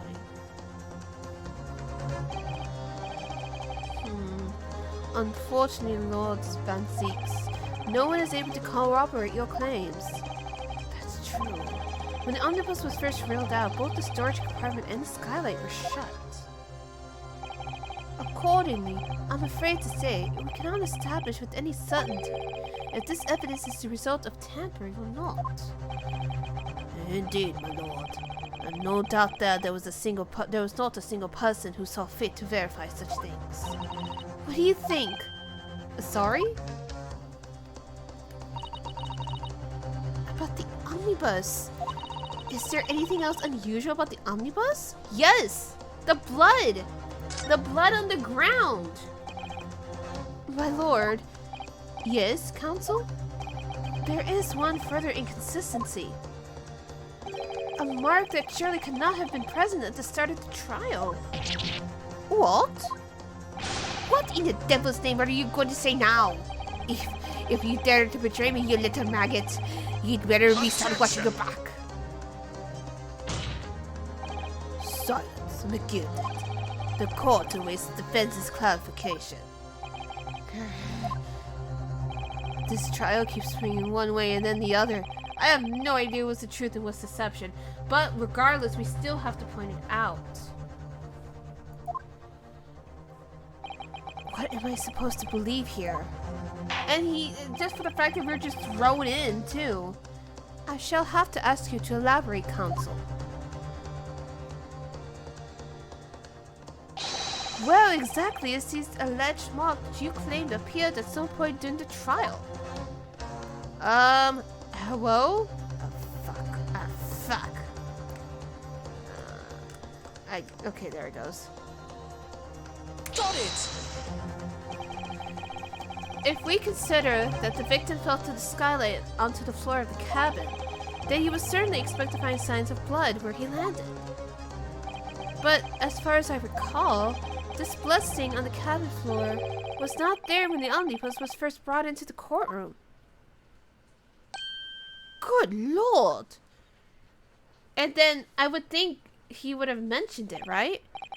Yes, I do believe you're correct, counsel. Well said.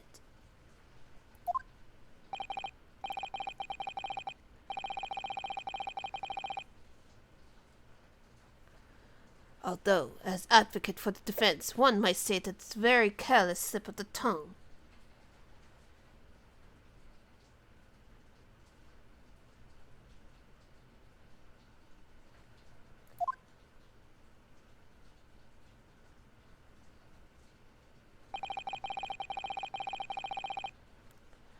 I believe that the bloodstain on the floor is a decisive piece of evidence. But if the question is whether that evidence is genuine or whether it was unlawfully fabricated by someone, I feel compelled to admit that there is at least a possibility that the evidence is fake. Yeah. No, that makes a lot of sense because it wasn't there when... It really wasn't, because I think we would have remembered that. Right? This trial is over. Mr. Mcgill? I've done everything I could possibly to cooperate with the court, but it's all over now. But you're the defendant. It's over, I tell ye. Memory, recollection, what people think they saw, it's all nonsense. Facts are what counts. And the fact is that the bloodstain is there now. Well, and over the course of this desperate trial, long and extremely drawn out as it has been, that good-for-nothing Reaper of the Bailey has failed to present any decisive evidence at all. What's happening? All we said was, look man, there's a possibility that this shit is faked. I'm scandalized, sir, I am. I thought better of Lord Van Zeeks. Well, my lord?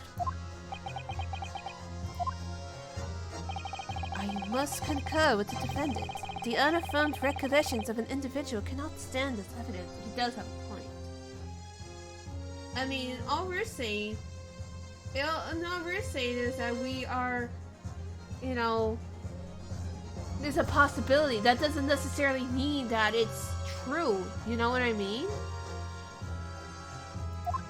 And all he says was, oh, I don't remember that. It's like, okay, cool. But, like, you can't prove it. You don't have pictures. You didn't actually see anybody tamper with it. So, how do you know? At this moment in time, the particular bloodstain in question is very much in existence, and in the absence of any credible method by which to prove its alleged previous non-existence, I regret to say that it would be improper for this trial to continue. Your lordship can't be serious. Lord Van Zeeks, what is your position? The prosecution, my lord, has no further witnesses or evidence to present. Ooh! There was lightning right when that was said. Zeeks, don't be mad at me. I was agreeing with you, sir, that there is a possibility, but very well. In that case, as I believe we have explored every possible avenue in this matter, I shall proceed with my education. As a formality, I am of course obliged to confer with the defense first. guilty. As things stand at the moment, it would seem that Mr. McGill would be found not guilty. I mean, yeah, because we can't prove otherwise, but we can't prove anybody else to be the murderer. Yes, which would mean we've won. Is that really the right outcome here? Is it really alright for the trial to come to an end now with all these unexplained inconsistencies? If y'all had the technology, this will be over in a heartbeat. Counsel for the defense. Your closing statement, please. I don't know. Chat, how are we feeling? Yes, my lord. The defense believes... I mean, all we did was just open up a possibility that it has been tampered in. We never said that it actually was. We're just saying, alright, we agree that there's a possibility. Possibilities can always be eliminated. You know? But we are the defense, and we need to stand firm. No matter... Yeah, right? We are so utterly lost. We only said that, yes, there's a possibility. We can't ignore that. But at the end of the day, we are still Mr. McGill's defense attorney, for better or for worse. So I'm just gonna say that he's innocent. Because all we... I don't know. As Mr. McGill's legal representative...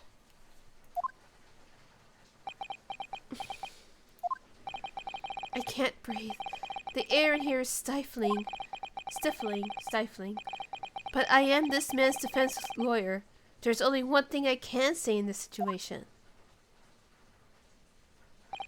I believe the defendant, Mr. Magnus Mcgill, to be innocent of the allegations brought against him.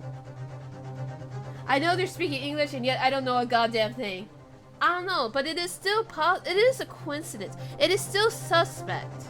In the first place that, you know, even though they see a man sleeping in the cabin, the two men still sat on the rooftop.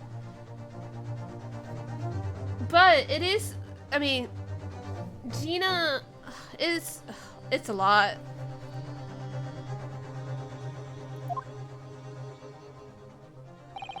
Thank you, counsel.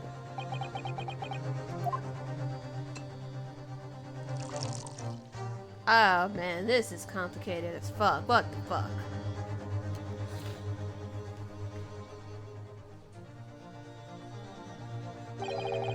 Here's to you, my Nepalese friend, and the most abject closing I have yet to hear in the court of law.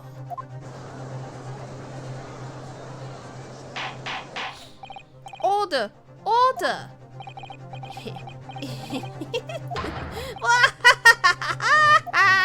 Oh, 'twas a grand decision to appoint you as my lawyer, so it was a grand decision. You've saved one of London's most, influential gentleman fella. Ye should be proud of yourself. Here, have this for your troubles. Thanks? Your job here is done, fella, and some fine work you've done, so ye have. What do you mean? 'Tis just the right honorable gentleman so succinctly put it for. The trial cannot go on anymore. In your closing statement there was, how did you put it out? Nothing more than a formality. I think so. Oh God.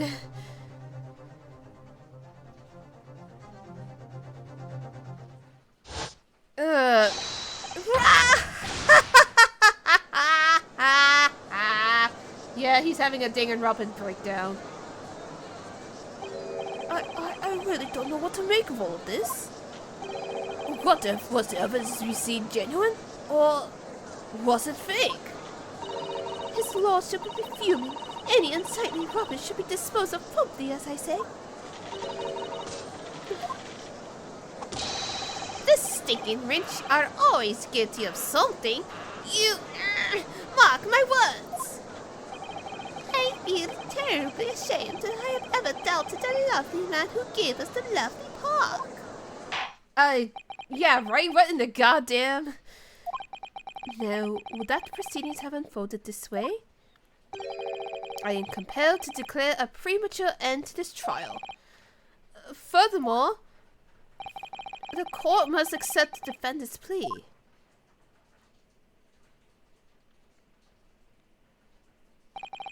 I thank you kindly, my lord.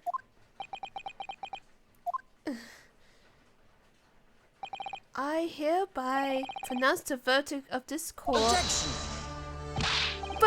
But we still haven't determined if the bloodstain in the omnibus is genuine or not. We don't know if these witnesses are telling the truth or a pack of lies. We have no idea about the truth. Lord Van Six. My lord. The case made by the prosecution was flawed, plain and simple. If indeed the omnibus is presented as evidence was tampered with, the prosecution is at fault for allowing such disgraceful perversion of justice to take place. My sincerest apologies, my lord. Objection! But wait! When we were evacuated from the courtroom, Lord Van Zeeks orders the evidence to be secured. But the bailiff had too much to do. I'm afraid the prosecution cannot shun responsibility in this matter. That's so unfair! The culpability of the defendant has not, at the present time, has been established by this court.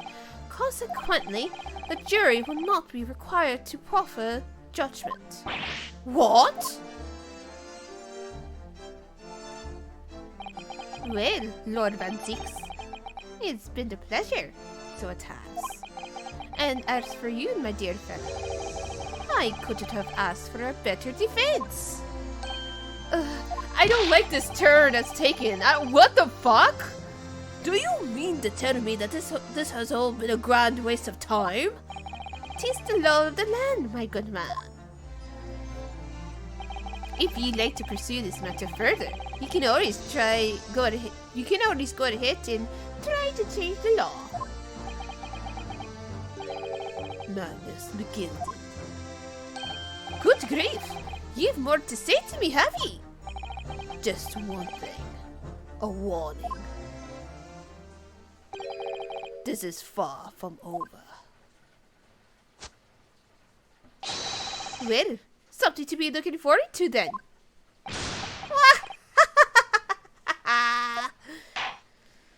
I hereby pronounce the defendant, Mr. Magnus Mcgill, not guilty? Question mark question. Oh, okay, so they have confetti even back then. This was extremely fucky. What in the goddamn? I can't believe it. This is an outrage. You should have examined the evidence more. What are you talking about? The man's been cleared. He's innocent. Is he evil or not? I can't tell. Like, right? Like, did he actually kill him? But that's what the courtroom in pandemonium for the second time that day. The judge delivered his verdict, and my first ever trial in Great Britain came to an abrupt end, with the defendant being found not guilty. Ostensibly a victory for us. But was it worth it? This poor man is D-word and we don't know what happened. Who did it? This is not over. Oh my god, what? I'm so confused right now. What? Is he gonna be the Gant in our game? That certainly was a long trial. Yes, it was. Your first trial ever on foreign soil. Your first ever trial on foreign soil, and your first victory. It was a wonderful performance. My heartfelt congratulations. And to you, Mrs. Sato, thank you for your assistance. I suppose we should be happy. I'm not. I'm fucking confused as hell. The trouble is, we're still completely in the dark about what actually happened. Well, we didn't have enough time. But isn't it wrong? I mean, who was actually responsible for Mr. Mason's death? We don't even know that! The sole aim of the defense is to obtain a verdict that exonerates the defendant. You carried out your duty to perfection. Aye, that you did! Mr. Mcgill did. And that girl is with him too. Well, it seems the stories are true. Oh, what stories? About the 6 enormous fireworks they do be letting off when there's a verdict of not guilty. I'm sure you should have seen them now. Spectacular, wouldn't you say? Yes, definitely. I heard it was a sight to behold, and to be sure it was. Yeah, I don't trust this bitch either. And I have you to take, I suppose, for having an opportunity to see it.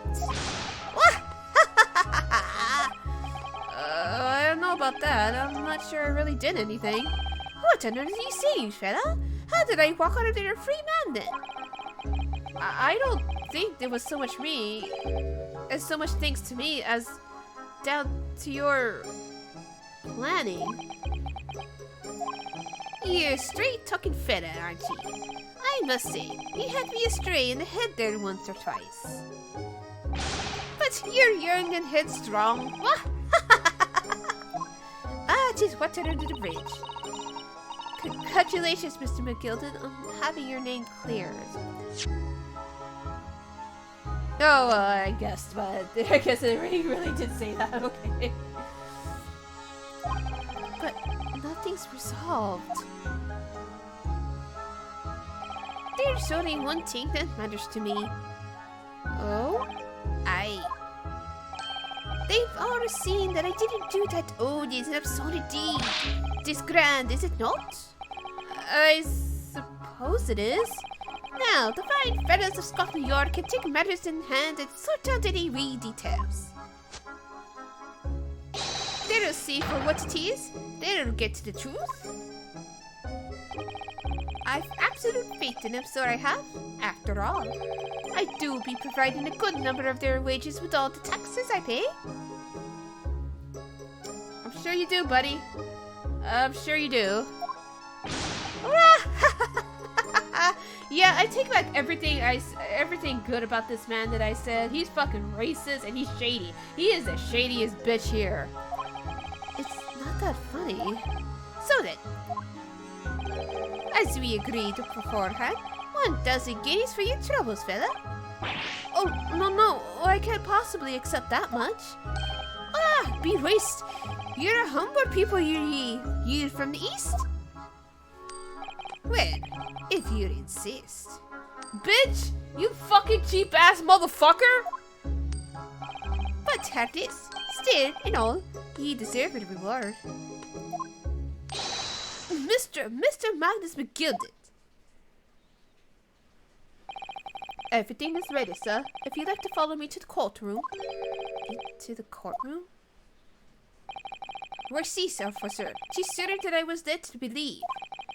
I hope it's not too inconvenient, sir. There were some changes to the schedule. Well, I must be making tracks now. Tis time for the inspection. Sorry? What inspection? They're going to examine the omnibus again, so I'm told. I asked if I could be present for it myself. They're going to examine it again? Now? Naturally, I'm under no obligation to take part in any more of this matter now. But as an upstanding member of London society, I do be doing my best to help where I can. 'Tis a gentleman's duty, so it is. So then, fare thee well. 'Twas an absolute pleasure meeting you. Hope you have a whale of a time while you're studying here in Great Britain.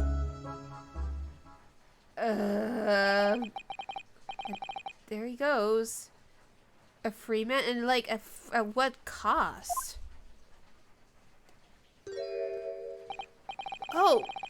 I forgot she was here too. Man, don't aim at us. We did nothing. Literally. Don't move. Whereas I want to say, get a move on. She really does take forever to load that thing. Miss Lestrade, would you mind putting that thing down? You're grown up. Sorry? I ate all grown-ups. There you are. Oh, hello? Naughty, naughty. Running off like that? Is this some kind of picnic? Who's this little girl right now?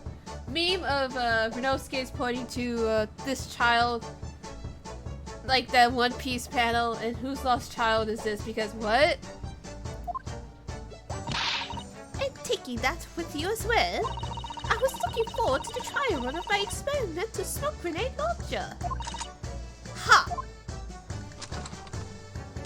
She got a bigger one. What? Oh, you want to play?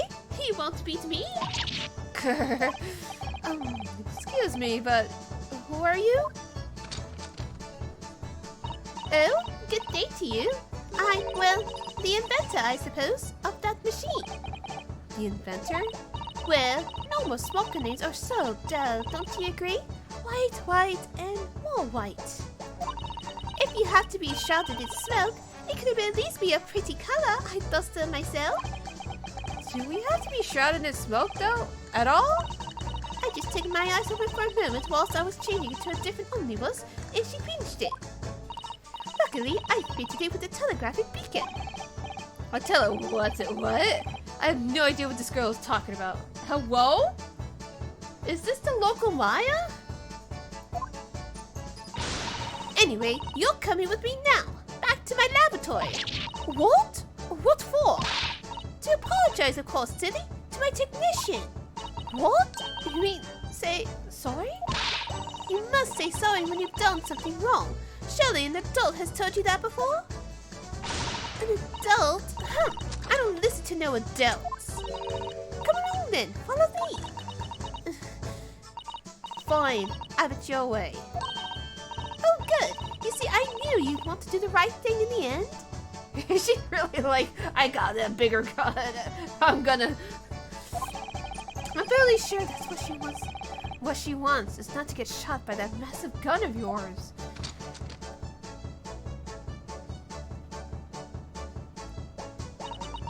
We'll be leaving now then. Bye-bye. I'm so sorry for all the fuss. She was a lively one. Okay. Probably gonna see her in the next chapter. Well, do you think we perhaps ought to be on our way now too? Yes, you're right, but where to? Oh, we haven't had time to find a place to stay. No sooner than we arrived in London than we had to rush here. All of our traveling cases are still with the bailiff.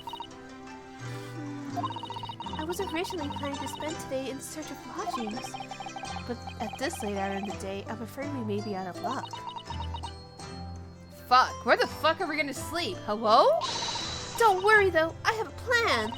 If the worst comes to worst, I heard of a lovely park where we could spend the night. Please tell me you're not thinking of McGilded Park. I thought Susato was the local Maya. I know it may be a little chilly at this time of year, but our youthfulness will see us through. I'm not so sure about that. No, you're probably right. She's probably the local Maya. It's just, I don't know whose child that is. I think a midwinter London night will freeze a young person solid just as easily as an elderly one. Oh dear, that doesn't sound agreeable. Now I'm starting to regret turning Mr. Mcgill down. That 1,000 guineas would have paid for a lovely warm room. Or mansion. This is a cheap fuck. And so, the trial to determine my worthiness for the study tour was over by the end of our first day in London. However, as we were soon to learn, there were more trying times ahead. Just as the Reaper of the Bailey had warned, the case was far from over. Is he gonna die? How? No, you can't just leave us like that. What's going on? Get the fire brigade! Water! Bring water, quick! What the... How did this happen? I don't know, sir. By the time I got here, it was already engulfed. No one was supposed to be allowed in here before we started investigating.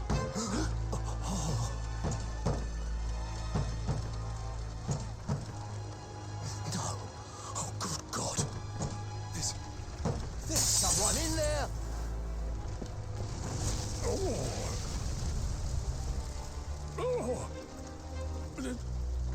This can't be.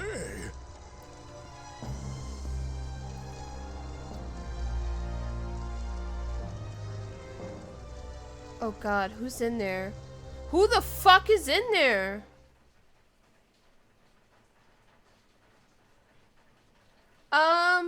I have several questions. Several questions. Yes, we are saving. Of the clouded Kokoro? What? Yeah, right? What in the I don't know, man. You know what? I'm gonna call it early tonight. I'm a little I hope it's you hope it's this. I'm gonna go ahead and call it a stream. There's some rain right now and there's lightning and thunder, so I'm gonna be on the air of caution here and go ahead and just stop for now. Monday we will pick up the new case and we will see what the fuck is going on. We are probably gonna be accused again, knowing our luck, but who knows. Anyways, thank you so much for joining me tonight. You guys stay safe, stay warm. Keep on wearing your mask for safety because people are nasty. And honestly, just have a nice weekend. We'll see you Monday. I love you guys so much. Bye.